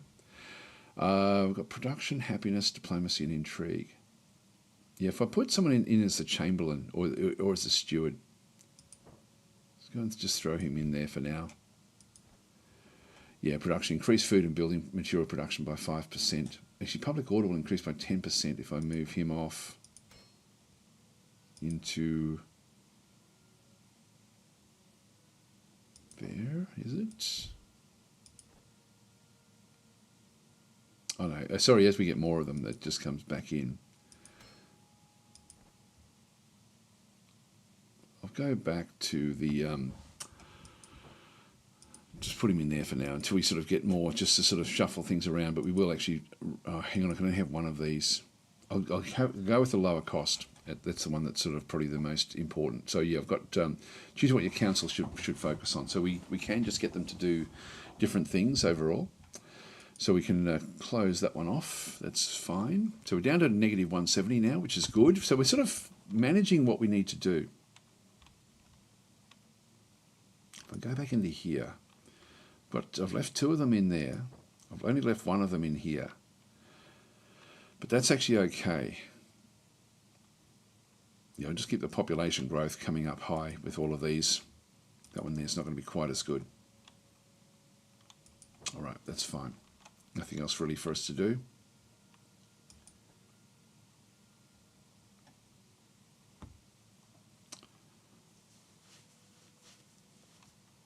Looks like they're moving. I don't know if that was units moving. I sort of glanced across. There's a question there from Eddie Money asking about discovering the Dominion series. How do you feel about playing it solo versus AI? So I like it that way, to be honest. Multiplayer is sort of like a really big thing to do with Dominions. Like it's actually quite interesting to actually play Dominions in essence with the in multiplayer. It's actually an experience everyone should. If you've got Dominions, you should try it at least once. They've got different modes of play as well, like where they've got beginner level and intermediate. So people sort of, it's a bit of an honour system where people actually say, yeah, I'm a beginner, and then they try to help people. It's great. It's a really cool community. And so that's definitely worth having a look at. But solo, it's good. It's actually a very good game. I do mean to play that one as well. So with this one through here, I'm going to need to get where I can build up the armies again. Again, if I just go back into here, I do actually have the spearmen available at that location. But again, I've just got to manage my money. So I'm not going to try to get too much more. Let's just go with this group now.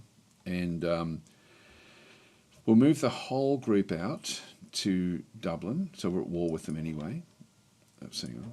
If I just go and grab all of them. So I can just go and select all and then just go and right click. Yeah, and so we can see through here when we come back in, we've got rebel infantry. So this is sort of like the similar to our, it's probably more like Churl infantry, to be honest. So light all-round infantry, well trained with moderate morale and stamina. And then we actually have rebel archers as well. So we've got a bit of a combo here with both of them. So we'll just go and do a battle with this one. So again, we've got the advantage. So they do actually have towers, which we have to be a little bit careful of. They will attack. What I'm going to do is I'm just going to go and place a bit deeper this time and just wait for them to come at me. They will eventually come at me. So I'm just going to place the archers there.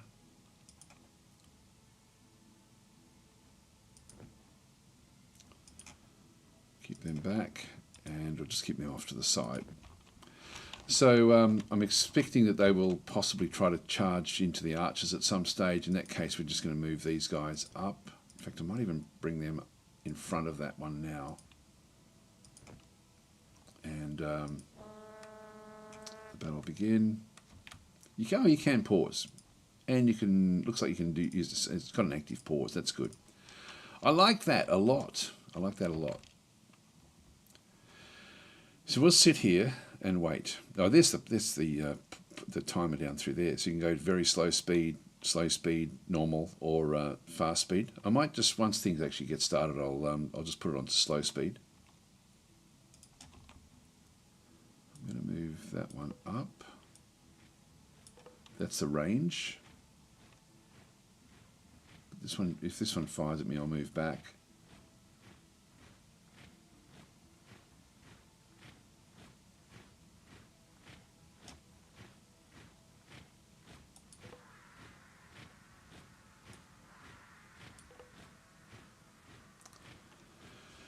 Yep, not worth it, not worth it. Here they come. So we lost a few units down in there.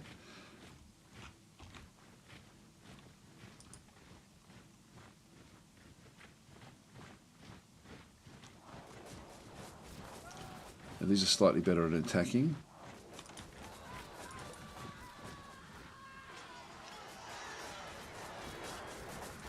Charge their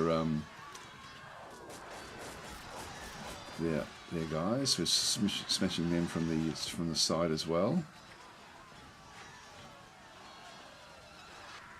We should be able to deal with these fairly effectively.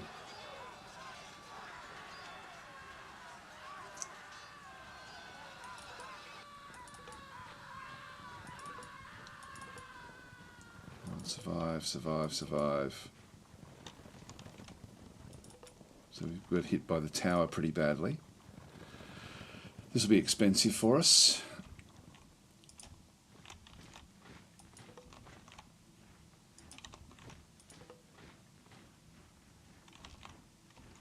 So the tower actually did the damage. There we go. Now they've given up. So in the end the morale did give out. Unfortunately, we lost most of our Eldermen. You destroyed the enemy force and won the battle. So that's all good. We'll just go and close that one off. We did lose 38. Not terrible, but we did lose from our most expensive units. So we're going to occupy Ireland.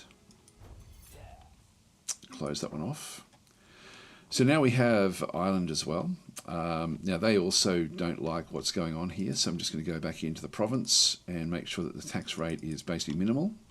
And we're now making money. Here we go. So the Royal Treasury is actually sort of now thumping along. So we're now sort of getting positive with what we actually ended up having. Now, the only real way out for us is, unfortunately, to attack Mercia. But that's then going to open up the at the moment, no one can get to us because they have to go through Mercia first. And we are friendly with Mercia.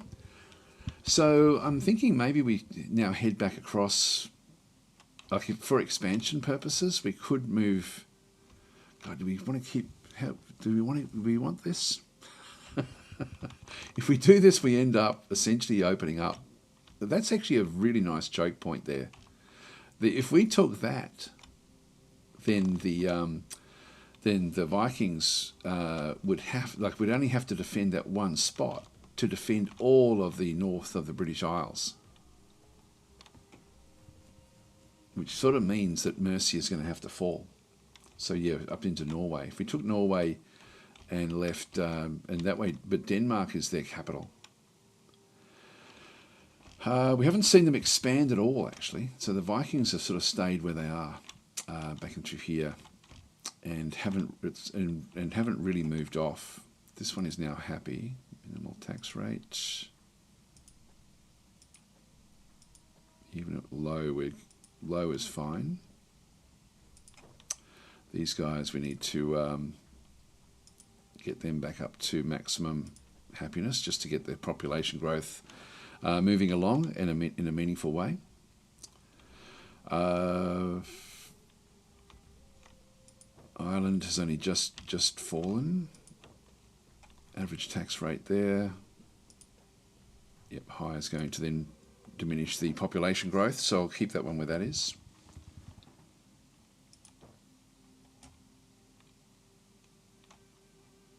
Yeah, this is good. This is very, very good.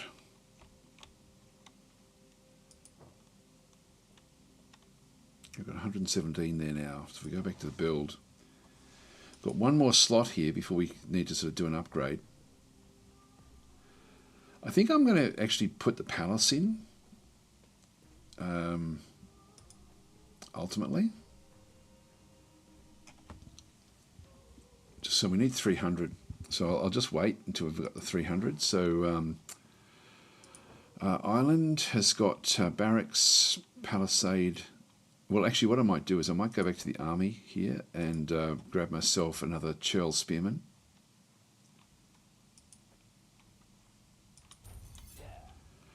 And that way I can just leave behind the militia when we do move off. Oh, we've got a general here now. So this has now gone up a level. So we've now got the experience of this spearman has allowed a general to appear. So that's good. We go and have a churl spearman, lances in light armor. That's all good. We've got actually a general there with the alderman as well. So we've actually now got two generals on the field. But this one here has really suffered a lot. At least we're sort of now making a bit of money. That's going to then cost me probably what we've actually got. But anyway, let's just go and end our turn there.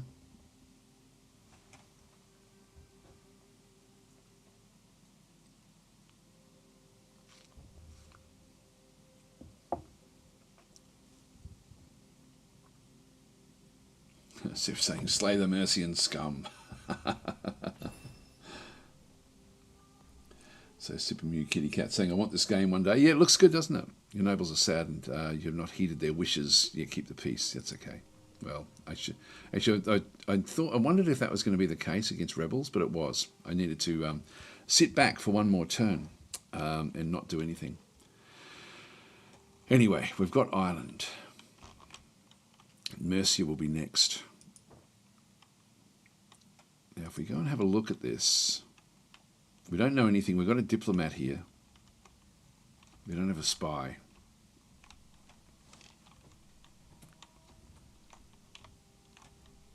Yeah, I think I'll just keep. We've got Dublin is got good population growth.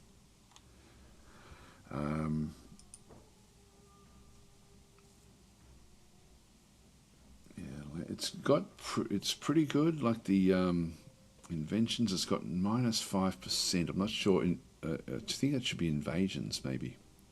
I'm not sure how that's working with inventions. Actually, no, that's we do have something that there is actually. We've got something that does reduce the happiness slightly. I forget what it is. New quest: raise province level.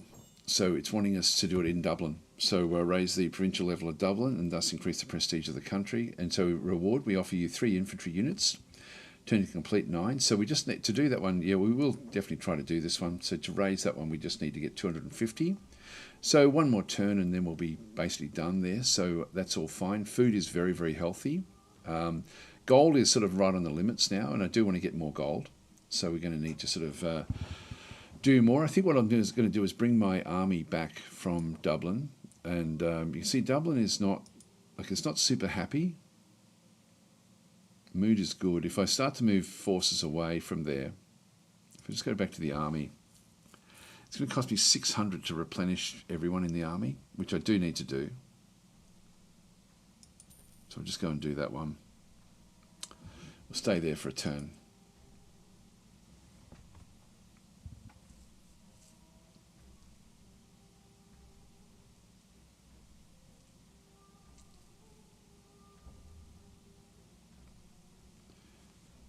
So everyone's just still expanding into neutral territory, except for us. I was pleased at the successful million of their request. Okay, and we get 200 in through there, so that's good. I don't know which quest that actually was. If I go to quest, I wonder if it has old. Yeah, I've not seen the old quest. That'd be good to see as to sort of how things actually do work. All right, so with that one there, we've got the Black Death.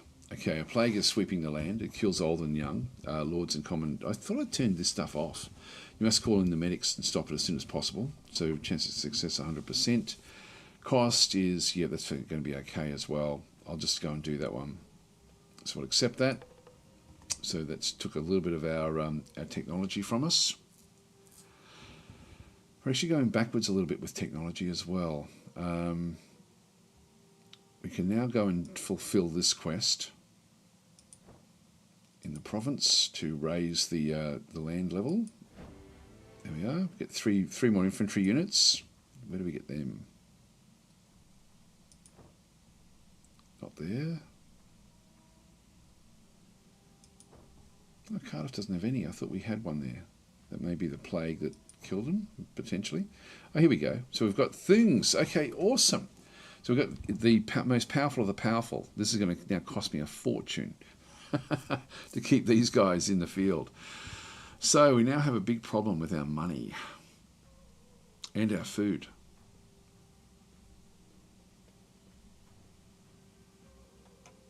So we're going to have to somehow stave off. We're going to have to somehow make money.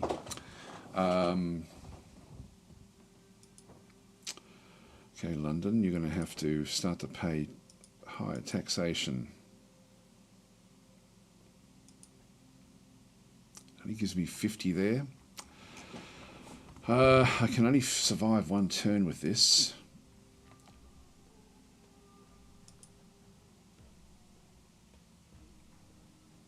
$7.30.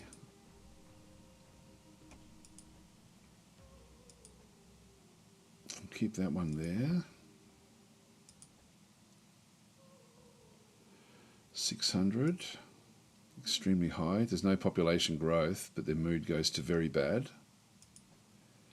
I'm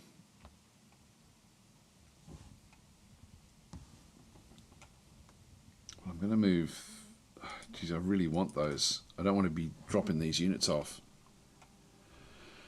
So if we have a look at these guys, they have an upkeep of 180. And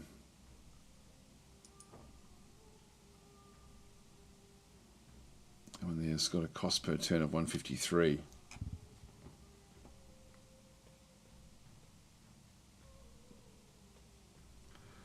It costs less and less as the more you have them.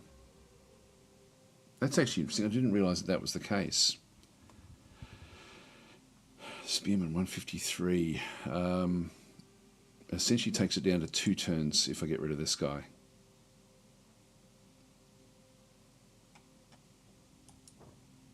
Well, let's disband it. Yeah, we're down to 500. So I've got 2 turns of trying to fix things up if I can.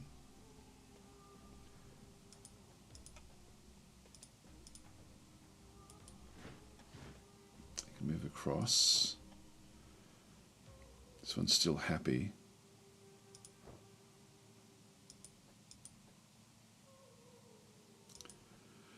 Yep, we'll go that way. So public order is still pretty good. So we've just left a group back in there.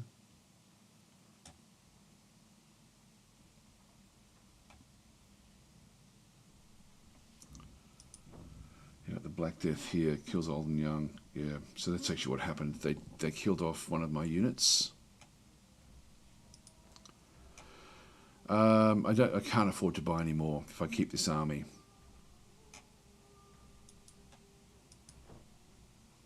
We'll end up over here, I think.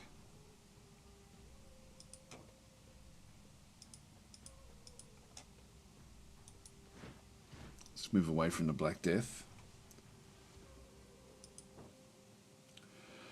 And just have a quick look at the province here. So it's very high at the moment. That's bad mood. Good mood there. I sort of need to keep that taxation level up. Now building.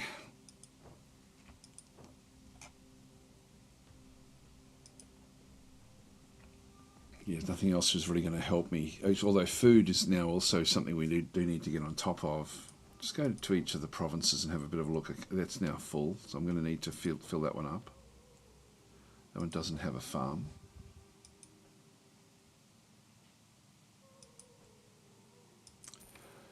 That will then get on top of the food situation, but it has cost me a bit in gold. All right, let's see how we go this turn. So at the moment we've got the 4 there. God, I hope I don't lose any of these.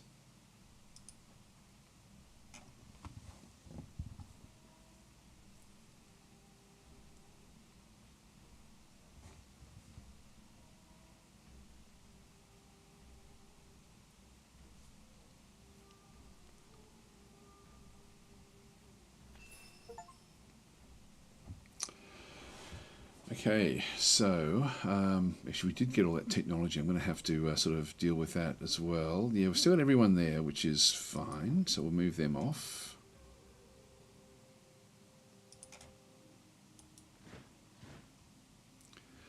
Gives me a very, very strong army there, which will allow me to then crush the others. Now we've got one there. Actually, I do have 2 that were in here. Let's go and move this one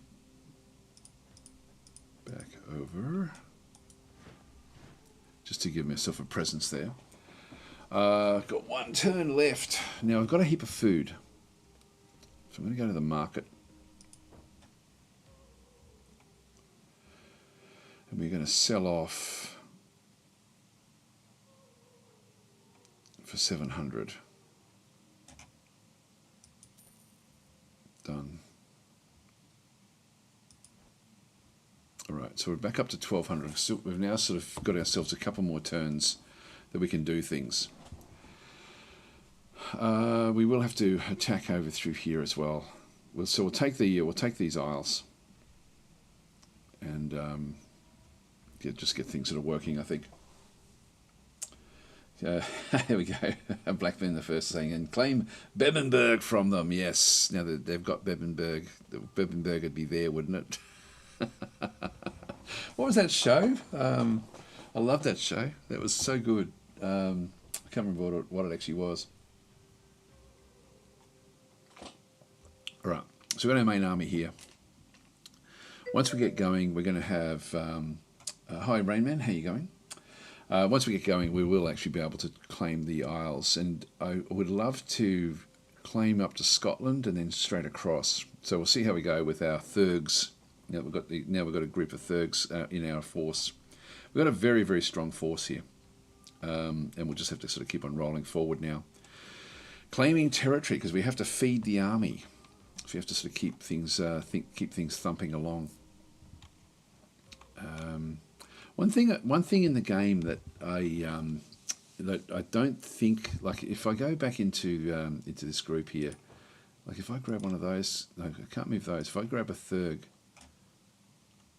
sorry, just I can only move one province at a time, which essentially means that, like, if someone invades me while I'm up in here, like, I'm never going to get back down in time. Like, it's just and that's a bit of a problem, and I wish that there was a way that in the game to protect it. So this is where there's balance in the game that I don't really like with the way it does sort of handle that sort of stuff. Like, there's no interior lines to be able to move quickly through your own territory, and I think there should be.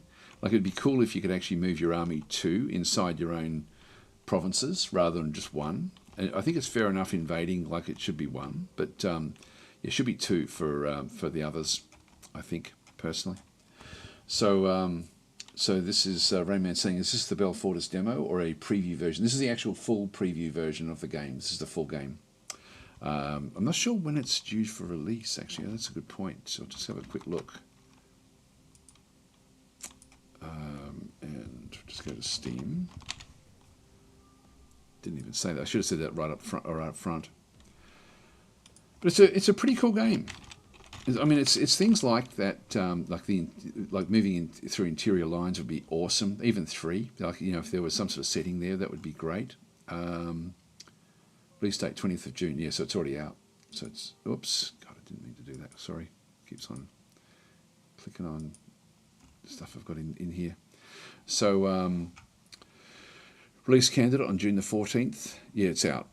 So it came out on my Friday. So yeah, it's been out for a few days. So yeah, grab it, guys, grab it if you like what you see. But yeah, there's a few little things just where it's not quite, you know, where I would be wanting it. So you know, it's just like it's one of these games. It's fun to play for a shortish period of time, and then it sort of feels a bit like it becomes a bit micromanagey with the way it sort of works. But overall, I like it a lot. I just there's just a few little balance things. It's things like if I move off, and then France decides to you know, to come and take my capital, there's nothing I can do about that. I would need to bring my, you know, other forces back down. So it becomes a bit of a tricky one. There's also the garrisons. Like, it does there's no actual garrisons, which I think would be good as well if you can actually have like a permanent garrison that doesn't cost you anything. At the moment, I have to just leave forces behind. So yeah, there's no. They do get a bit of a bonus for protection when they're protecting their own zone, but I've got to still put the forces together. That is then going to cost me gold per turn, which is not ideal. So yeah, so there's little things like that. This one here. Now I do need to at Cardiff I can sort of leave that one alone. So I won't worry about sort of protecting that one. I'm going to be able to like basically just leave like minimal forces in behind everywhere fairly soon. So let's just go and end our turn here.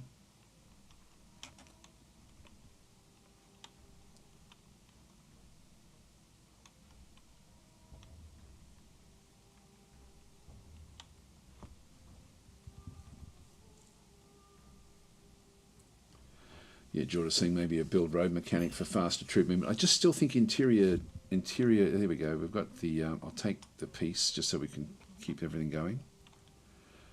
New quest, raise province level. Raise. Oh wow, to 3. That'll give me 3 archer units. Got 8 turns. I'm not going to rush that because I've only got 2 turns left. So even though that would be cool.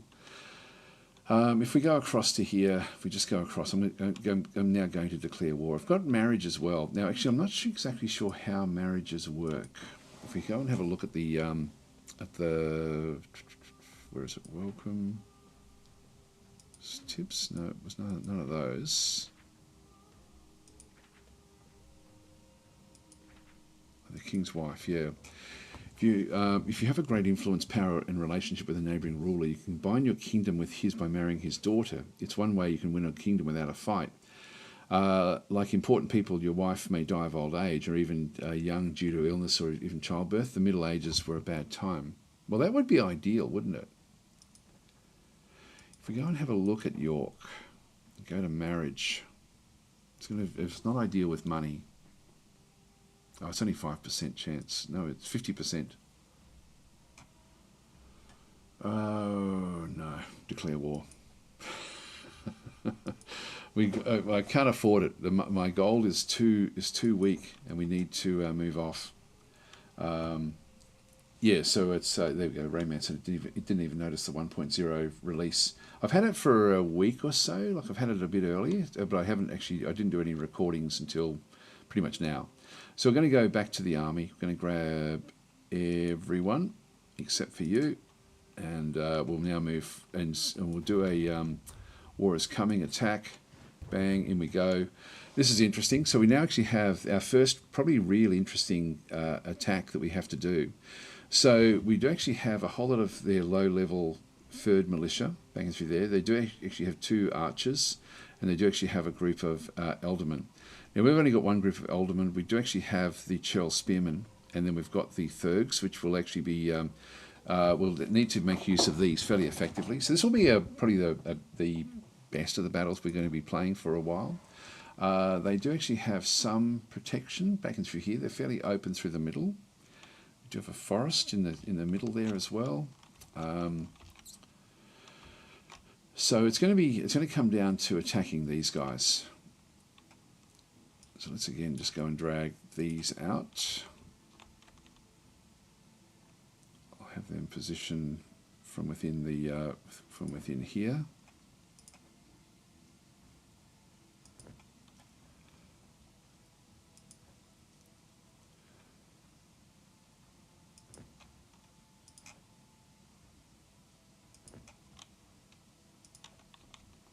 And we do have cavalry on that side, so I'll just block that off as well. Spearmen, I'll just keep them back a little bit. I'll wait for them to come to me. Again, the game is fairly basic in what it does do. We'll move off. I don't know which way we should go with this. I'll keep this one fairly central, just to see what happens in through here. So we'll just watch the battle. But I'm not going to move off. Battle is beginning. It's night time. Is that a night fight? It's a game menu. Get help. Let's have a quick look and see. So, troop selection, charge, base tactics. I'm not sure if it's got night time. If you invented fire arrows, I think we did. Did we get these? Yeah, if you send troops through your own defensive elements, they will quickly dismantle them and pass through. Works. Yeah, okay. So they can go through their own defensive elements, which I won't worry about. Yeah, you've got exploding barrels as well. Okay, that's different sorts of traps and stuff. It's pretty cool. Like it's nice and simple, but this is a nighttime battle.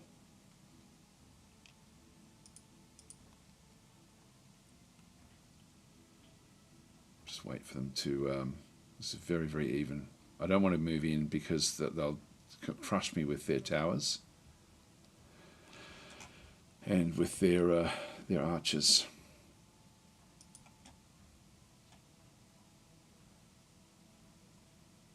fact, I've got the archers are going to be attacking these first. I think, well, actually, when that happens, when their archers do move off, I will actually come charging in.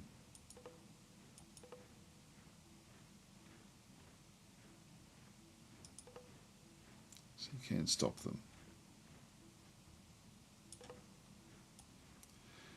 It's awkward, I've got to say, actually positioning forces. Like it's not as nowhere near as good as Total War, just in terms of the positioning.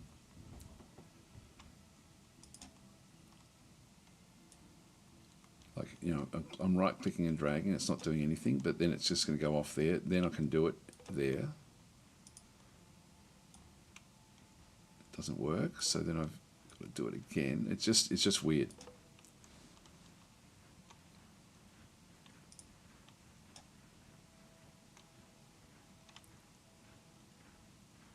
It's not ideal, but it's interesting.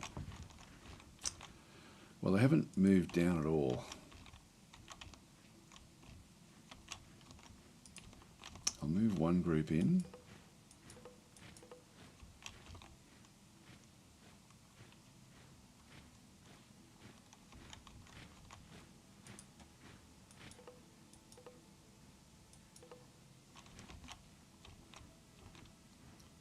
Here they come.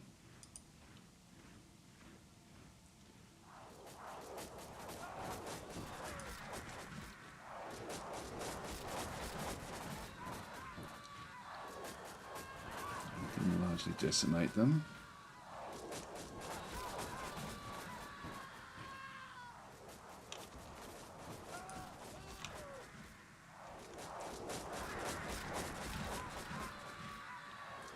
See which one gives out first.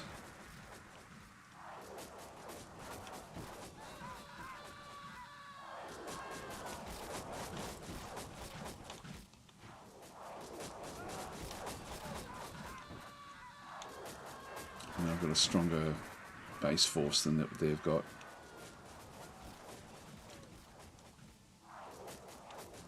I'm going to run away now.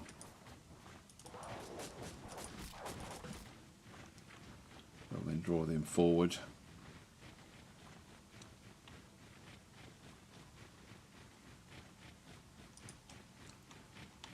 And as soon as they start up again,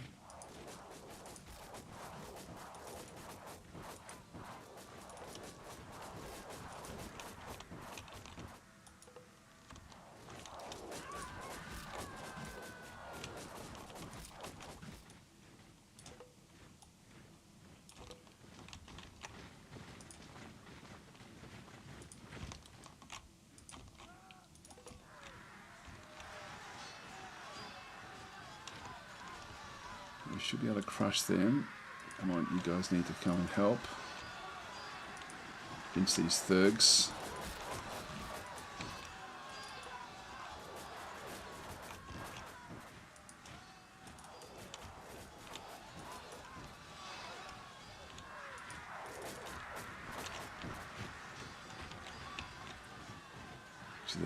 Oh yeah, they're running, that's good. Okay, we've got them smashed. So our cavalry sort of came through and won the day, basically, for us. So I'll roll them up, although we did lose a fair few men there. So we'll occupy this one. And we lost one of our thugs, unfortunately. That was a bit of a shame, so that was not all that well done. And it's now going to cost me a fortune, but I am now making money again. So with that loss of unit, it's probably actually not a terrible thing that actually happened. Let's just go back into the province. Get our, oops, we don't want to go that way, we want to go the other way. Just keep them on good terms. This one here as well, just get the tax rate down. Just so that they're reasonably happy.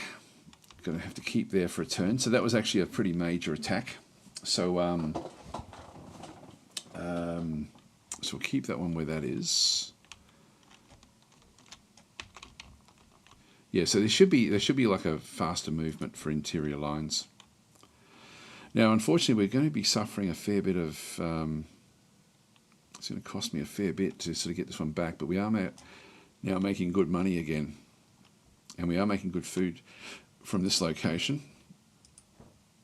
What have we got? City Hall, farm, watermill. Good.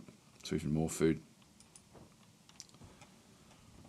Well, I can really now sell a lot of this food. I'm not going to need it as such. City centre. So I can afford to grab this city, the city centre as well. Yeah, let's construct that. So that way we're going to even really boost our gold income even more. And we will go to the market and we will sell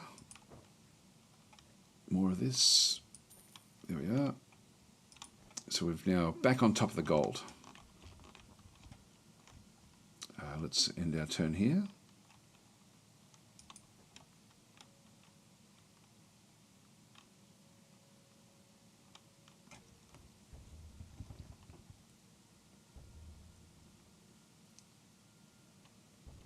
Not seeing wars really yet between the others.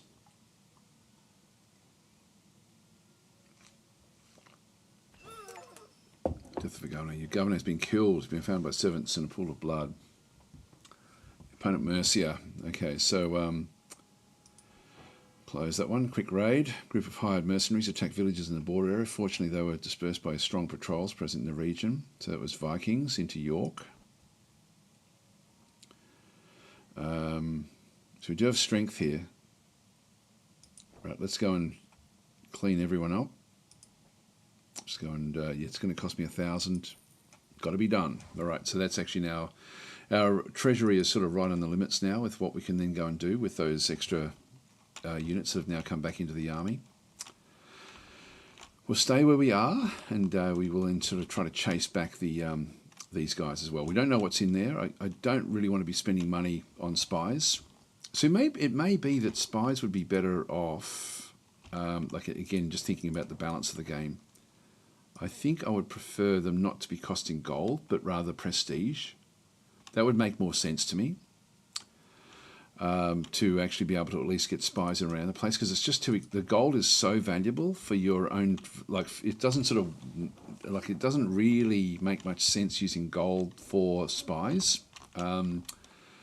So that feels wrong for me. Like I would prefer that to be like a different resource that is then sort of managed. Actually, we've got all this technology now available. So back in army, I didn't get flaming arrows. Well, let's go and grab that, just so we can test it. And we've got oil, kingdom, urban planning. So this will give me number of building places go up by +1. Medicine, that's going to double the population growth. That wouldn't be bad. Be good if this also updated, like rather than just here. Gold mining is going to come from, okay, so this one's going to cost me 200.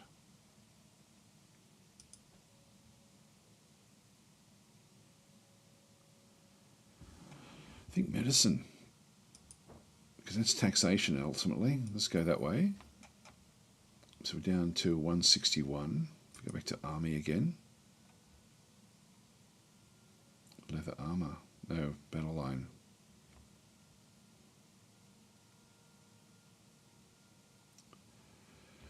A lot of infantry who support each other. So armor in combat +1.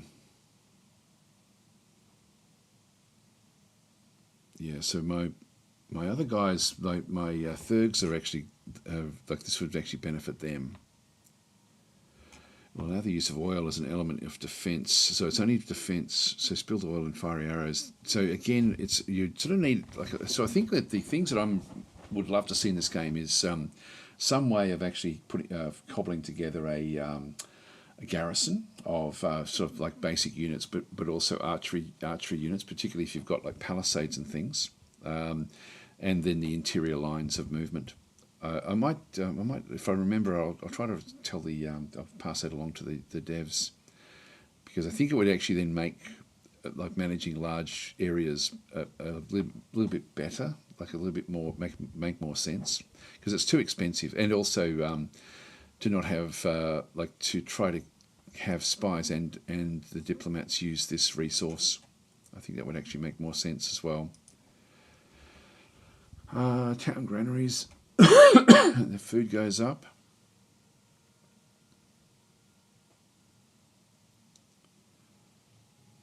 I'll go Miners Guild. That way we'll just close that one off. All right, that's good. These guys are still just where they are. We'll just end our turn here.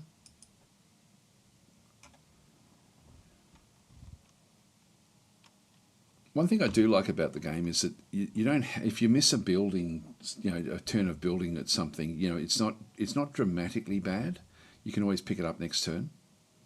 Okay, there's now war started, which is good. Provocateurs, the guards arrested several people paid by the enemy who are trying to incite the population against your government. So that was West Francia in London. Call to war against Lothingria. We do get 2 archer units. I can almost afford other units now. And again, the food is doing very, very well. I'll just keep on sort of selling off the food, just because I've got heaps of it. All right, well, this army needs to now march off, so I'm going to just go and build a militia force here.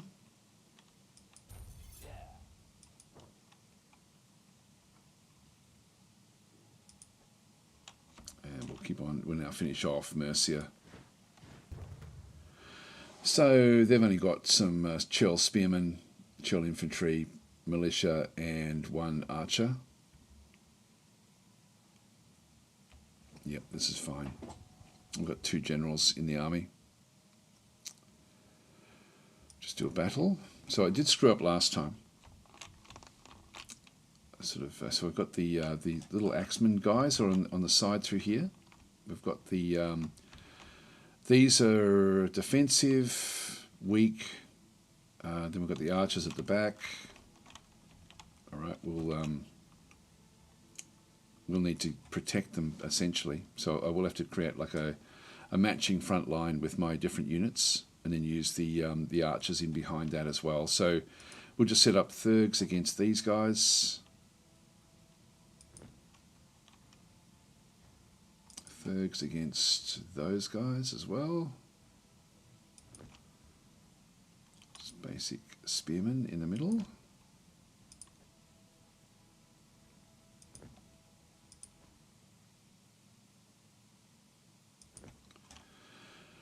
And I'm thinking this one here is going to be the probably the one that we will try to sort of roll this one up. So we'll use a flanking maneuver. There's no protection anywhere on this particular battle map, so we'll just get started. Oh, it's raining. So again, we'll have impact because we did have fire arrows, I think. Did we get the fire arrows again? Actually, we've got the special attack here. Fire attack, there it is there. Ah, look, it's not going to do much, is it?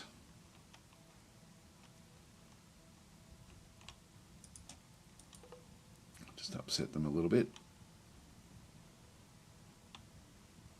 Thumping around in the mud. I can grab the group of them and just move them forward.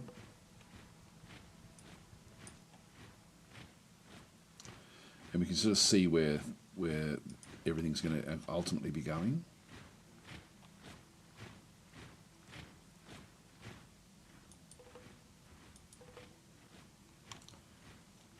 Just move them up.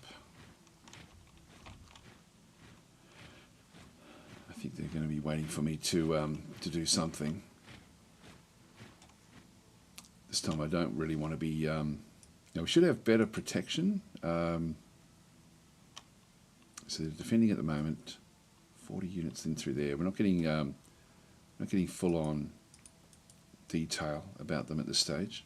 It would be good to see the detail as well, more so than just what we're seeing in that aspect. All right. Well, I think we're going to have to move up, and at least just get things happening with the archery.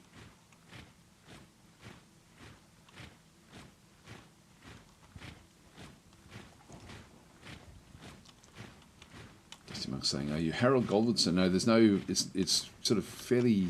It's very loosely based on history.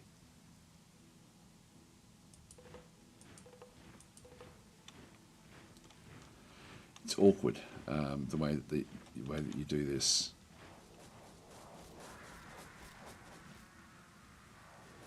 Here they come.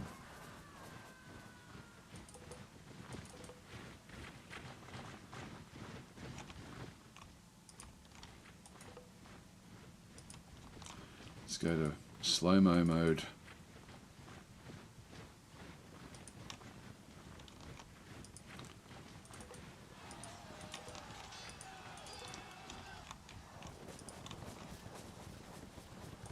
We'll roll these up this time. There we go. So smash the archers. Get them running away. Then we'll sort of break the back of... They're already gone. They're gone and they're gone. Right, that's it. Now we've won.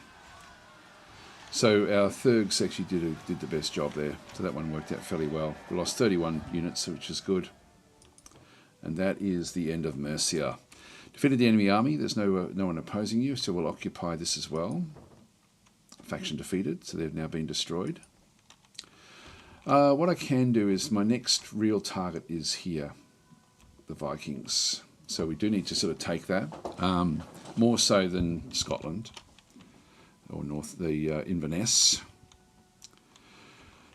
So back in through this other side. Now we've just got to wait this turn out. We can go back in and have a quick look and see what they've got. They do have barracks. They do have sawmills. Food is still very, very good.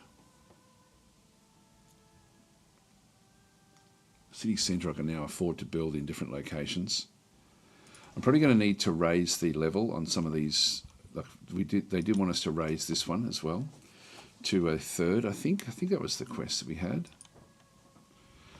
Call to war. Yeah, that's Lothingia. Then we had raised province level at Cardiff. If we have a quick look at the province here, raising that one up, what do we need? We need 400. So we'll end up getting that one next turn. I think I might do that actually. I might actually raise Cardiff up just so we can sort of get more income coming from it. That would be good. So we'll just start to sort of improve that one. That means really I don't want to be doing anything else this turn. So I'm just going to go and end the turn there. That will then give me the archers.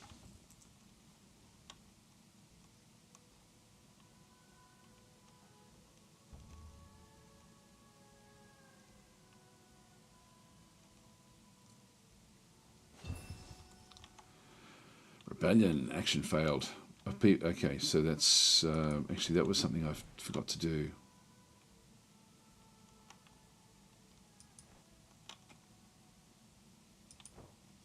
What did we lose?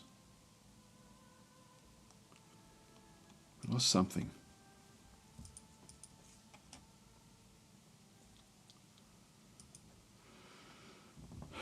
The workshop we can afford to get as well, to get the catapult.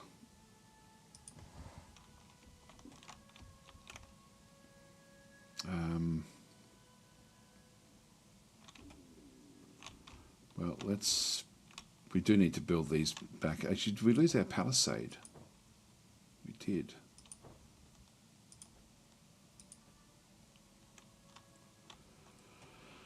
Now we've got 400 there. I'm going to do this mission here first. I'm going to raise this province up. So we should end up with the arch units in here. So we've got 3 arch units there now in London.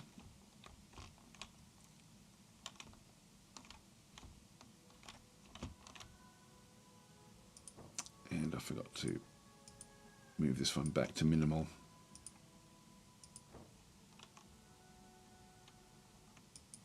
It's going to cost me 500, so we've only got one more turn left there. Again, we do have food. Yep, so the Ligurians and the Russ are now at war, so way back on the other side of the map. This is now a war, that's Polish Dukes. It's Kiev.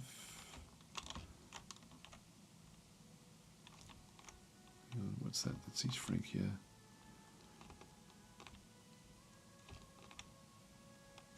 Moravia. Where is it? It's Rus up through there. Hungarians. Not sure who their enemy is. Let's have a look at diplomacy.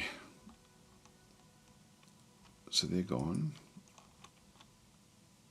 Their power is average. Ours is now strong.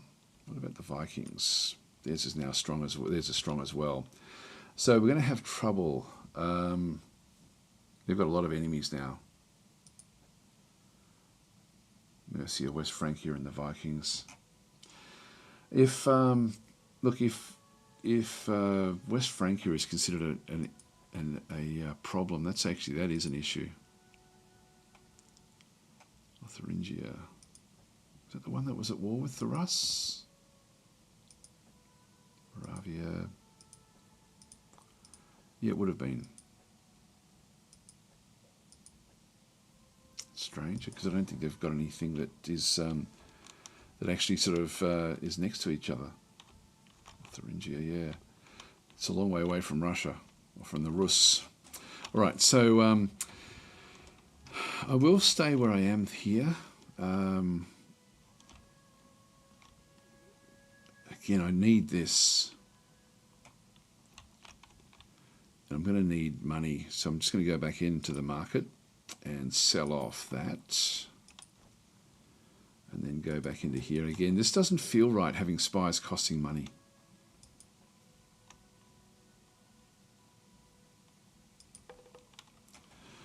So I'll send that one in. And if it's weak enough, we'll then take it and then build it up. So we've only got, once we get this, we've only got then 2 exposed areas back down in here.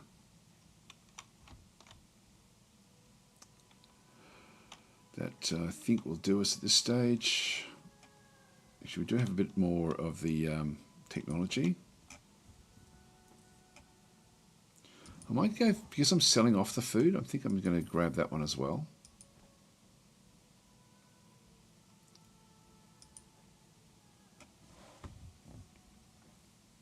Oh, here we go. Here we go. So this is actually now where we just don't have the ability to protect. This is actually sort of where I think this is probably the biggest failing that I found in the game, is that there's just no real sort of balance with the way it sort of does work. And I'm just trying to think, there was a game that needed to address this fairly recently. God, which game is it? Age of Wonders. Actually, it's Age of Wonders. So Age of Wonders had the siege aspect about it as well. I know that there is a siege mechanic in the game, so you can build up castles in different areas. Yeah, this is interesting. So we've got the Frankish archers. They've got just militia coming back through. That's all they've really got. I'm just going to do a quick battle here. So they've only lost 11 men.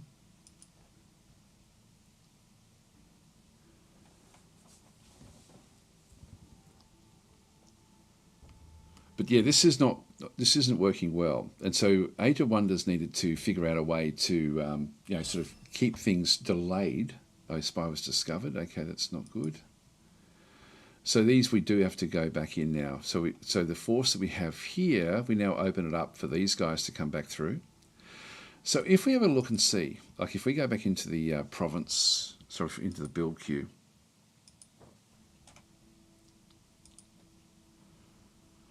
Tower increases security and defense of the city. So you need a city centre and a barracks.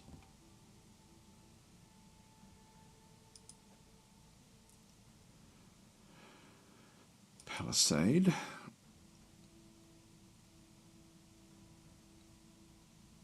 The city walls. What does that one give us? A massive stone fortification. So this one here is probably what we have to start aiming for.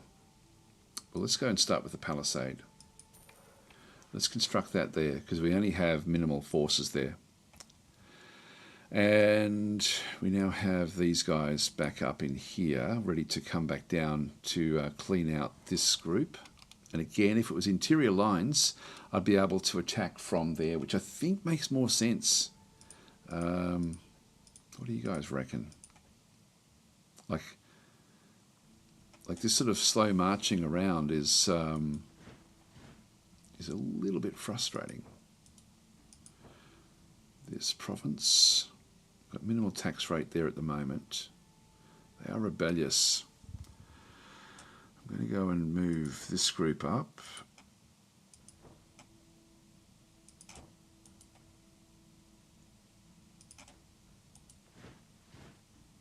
Okay, so they're unhappy.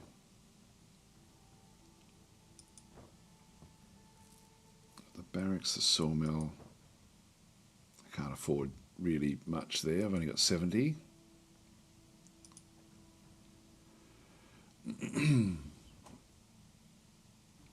We're making good money with the farms, so I might throw that one in.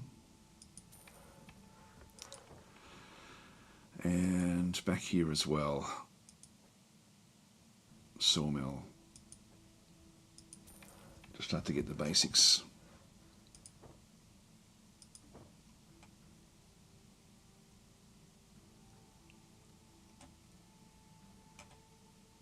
You do have a palisade there at least.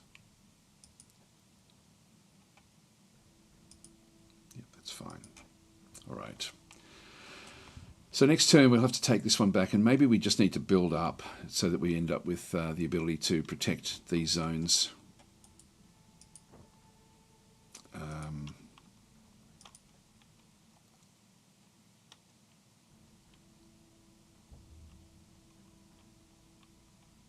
Well, that's good. At least the enemy, like the other ones, are now attacking West Francia as well.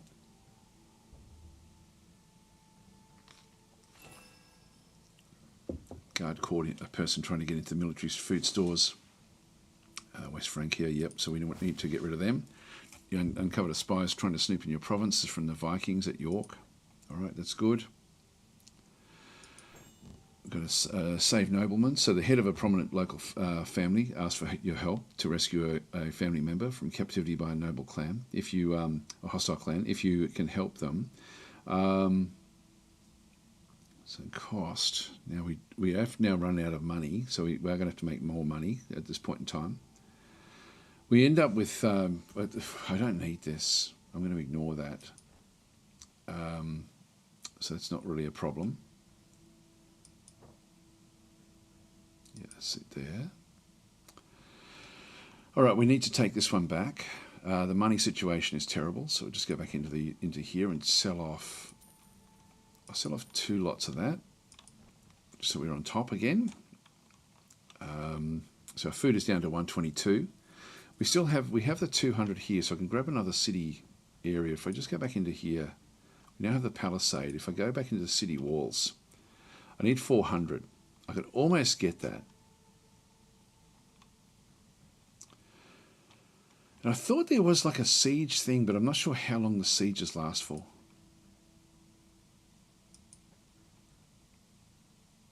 It does increase the defense, getting the tower as well. Well, at London, I'll pick up the. I'll try to pick up the tower, I think. Well, let's get rid of these Western Franks. Get rid of the French.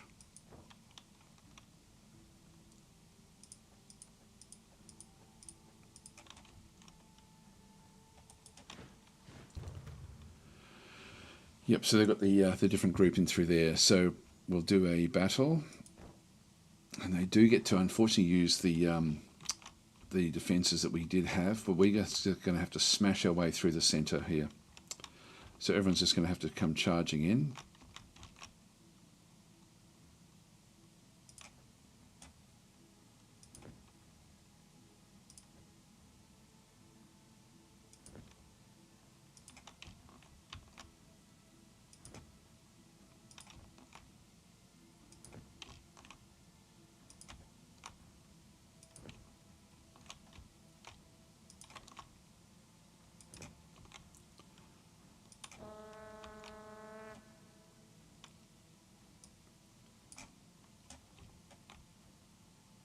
Give them an order to just move all the way through the middle here.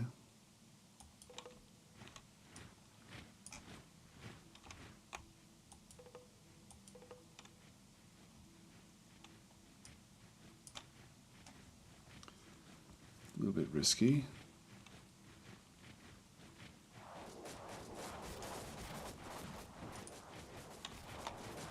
Start charging.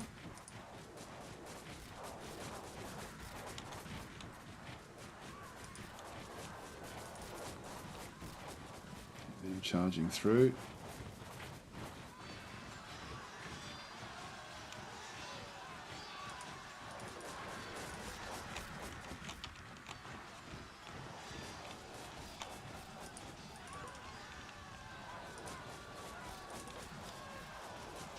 Way.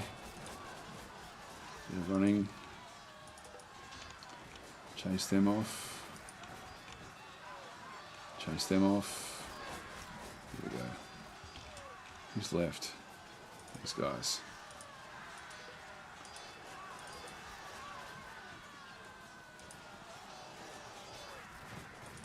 They're staying in the fight a long time. There we go. Now we've got them. Alright, we still lost 88 men, but that was good. Just close that one off. So we'll reoccupy this, of course. Okay, so that's that one got done. We've only got now London is the only one that's now sort of facing that area.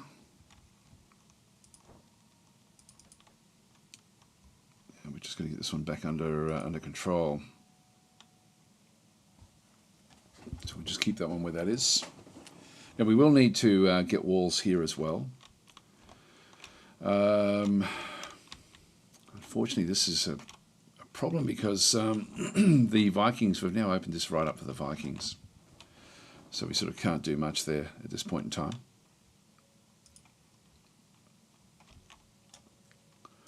What I'm going to do is just move one of these back up into there. All right, so we're back on negative 77, back in through this other side now. Actually, Blackburn saying the battles remind me a bit of Cossacks. Yeah, Cossacks was different, wasn't it? Back in, I remember that game from back in the day. It wasn't bad, Cossacks. But we do need to get these frontline protections up. So we'll still just keep on trying to get what we can. We're going to need more. We're getting good food, which is good. I'm not at war with these.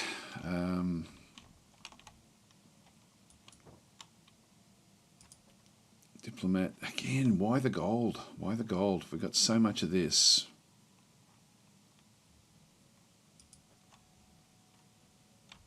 I don't get why the gold.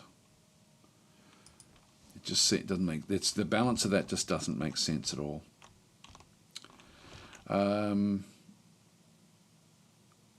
These also, like having forces that you know will lose at a different location. I just, again, there should be some sort of delay mechanic. This is the bit of the game that I just am sort of not finding all that great. It's interesting when you start, and then as you sort of get like bigger and bigger lines, like you sort of need death stacks. It's not really viable to walk around with smallish armies. You do need the bigger armies to take things on. And you also, I think you do need to be able to at least be able to see the number of forces that you're going up against just by default, and even the number of constructions, even if it just gave you question marks. A little bit like when you first have, I think, a diplomat or something in there. Do we have a diplomat in here? Yeah, we've even got a diplomat in there.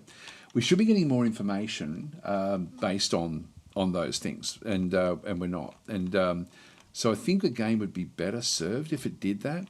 But yeah, the balance of it isn't great. So I'd say, like for me, this is an average game that could be very, very good, just with some tweaking. But that's purely from me not playing it all that often. I like the game. It just could be better. Anyway, let's continue on. I've got to get going fairly soon, actually. I've got to get going now. So, well, I think I'll have to leave it here, guys. So we've taken most of the UK and Ireland. So we'll actually leave it here. But yeah, so for me, it's a game that that is good until you start getting long lines, and then they have to find a way of making movement make sense, and also with delays. I think that's really going to be the. I'll try to remember to shoot the dev a bit of feedback, because yeah, it's good game, not a great game, could be a great game. Anyway, I'll catch you guys later. Thanks for watching.